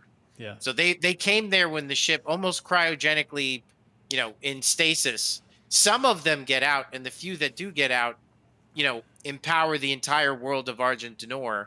And if you read the lore on that, the Wraith magic is incredible. And those are the first gods of Argentinor. The Sentinels and the Argentinorians, they lose their way when they stop worshiping the Wraiths. They worship them like gods. To me, they're like unicorns. They're like these special rare creatures like dragons in the world. Yeah. You get to see where they all come from, and you see that there's thousands, hundreds of thousands more in those little pods. And yeah, it's all worked out, sort of. Can I talk about, like, I love that sequence is amazing, like in the world spear, like where the bridge rises up out of the water, and like, the question just was, there's the spears and stuff there, and the swords in the ground, and like, even though that doesn't happen until more, where you have kind of like the laser eyes, I totally was waiting for that Wolfgang, I almost called him Wolfgang Puck. He's not a chef. Well, he is a chef, but a film. Wolfgang Peterson, who did Never-Ending Story, with that sequence where you have the two statues with the laser eyes, and there's just like death below them, because like to pass through there is like this ultimate challenge. It totally gave me that vibe, and I was like, if lasers start shooting out of this shit, I'm gonna lose it. But luckily, the Slayer just walks coolly across because it's a Slayer, right? Well, because the father said, he is worthy to pass through. Mm-hmm. There's an interesting aspect that, like, the father's respect that he has for Doomguy's power, which I think is cool. Not unlike, because he, how much does the father know what Doomguy is? It is interesting to me. And then, but when I say unicorns, I see chat saying unicorns. I simply mean like rare and powerful creatures, not like actual, they're similar to like unicorns in that they are like rare and they emit energy and they are all powerful. So interesting. So unicorn is rare and powerful, and we have a Doomicorn. It all actually makes perfect sense. Now, why are we even talking about this? You already know. There you go. That makes perfect sense. All right. Well, should we do one last question before we go, you think? All right, let's hit it. Let's see. Okay, here's the last question. I love the idea that like Doomguy stands supreme. Like there's for a brief moment there's like his counterpart, but like he is the ultimate badass, which I think is so cool. It really is. All right, last question. I think, is this still, I don't know if this is still from Half Day. Okay, here it is anyway. Question for Josh and Hugo. Have you guys played other advanced FPS games like Titanfall or Ghost Runner, and what did you think of them? By the way, somebody just quoted Legend, "The unicorn must die tonight." Oh, and such a good reference. That is Miraculous 666. You, sir, ma'am, Mrs. Whoever. Mrs. Sir, Master. The nerd credit score there. I love the crew. The crew did. They make fun of me that I like Legend so much. So there's like a poster. Yeah, there's a poster in id of Legend, which Cameron Kirby got it, and he did it to troll me. Dude. And dude. Yes. Okay, Tim Curry's Devil is so sick. It's so good. And like Tom Cruise busted teeth, full fantasy. I mean, there is some crazy fantasy shit in that, but that movie is bad to the bone. It's still badass. I'm sorry, that movie holds up. I'll stand behind you on that one. Totally. It's completely amazing. Yeah. What was the question? Oh, Jesus, right. Have we ever played other advanced FPS games like Titanfall or Ghost Runner, and what did we think about them? Love them. Come on. Like Respawn, stellar. Amazing team. Haven't had a chance to play. I want to play Ultra Kill really bad, and Ghost Runner is both Ghost Runner's on fun. my but I played through all of Titanfall 1 and 2. Yeah. Played the single player, played the multiplayer, loved it. I think the feel of their combat is spectacular, and they know what they're doing. Really amazing studio. Absolutely. Yeah. And again, getting back to getting into game dev, a lot of those guys on Respawn started out doing Quake mods. So it's one of those things, again, it's like use the tools around you to not only get your chops, but just to like get your feet wet and just have fun and play around with stuff and figure out how it works. And then lo and behold, that many years later, look at Respawn now. Apex is incredible. The Titanfall games were incredible. Jedi Fallen Order was like such a fun third-person game, such a different kind of game, right? Love that game. Yeah. Love that game. It was one of my favorite games that year. Yeah, super good. Really enjoyed it. Yeah. All right, well, Hugo, is it that time? Is it that time where we just we pause until a week from now and then we just do it all over again? Is that what we're doing? I think that's it. Okay. I'm going to work on double lock-ons. I don't do that enough. I'm going to start doing that more. Just to delete.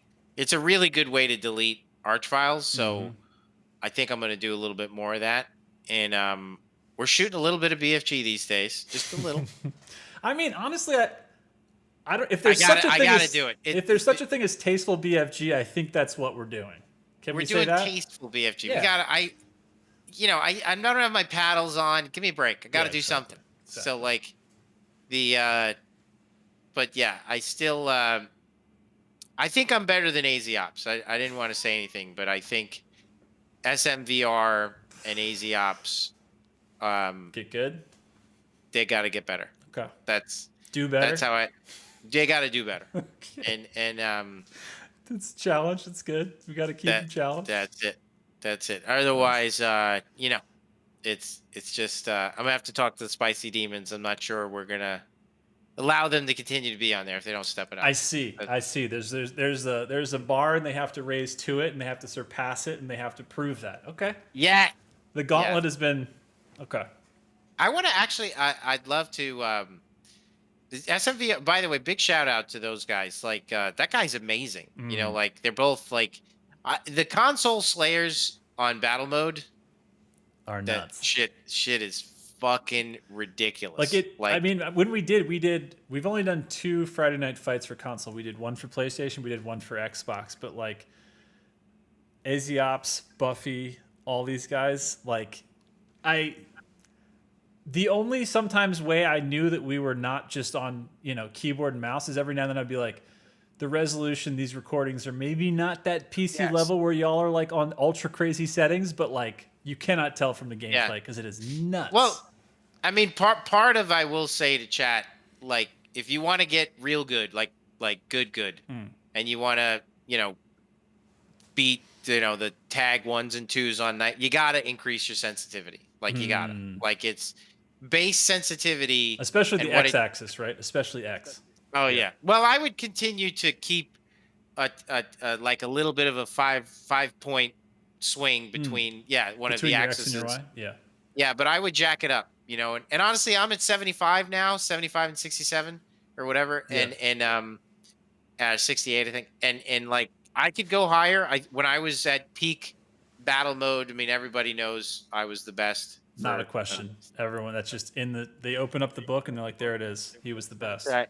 But I was creeping up to 90, like because it's got to be jacked. Like if you want to have that like Twitch, to like push it as far as you possibly can, and all of the best. But I mean that's true of like any multiplayer, right? I mean when you look at, you play Warzone enough, like little by little, you're jacking that shit up. Because all of a sudden it's just not.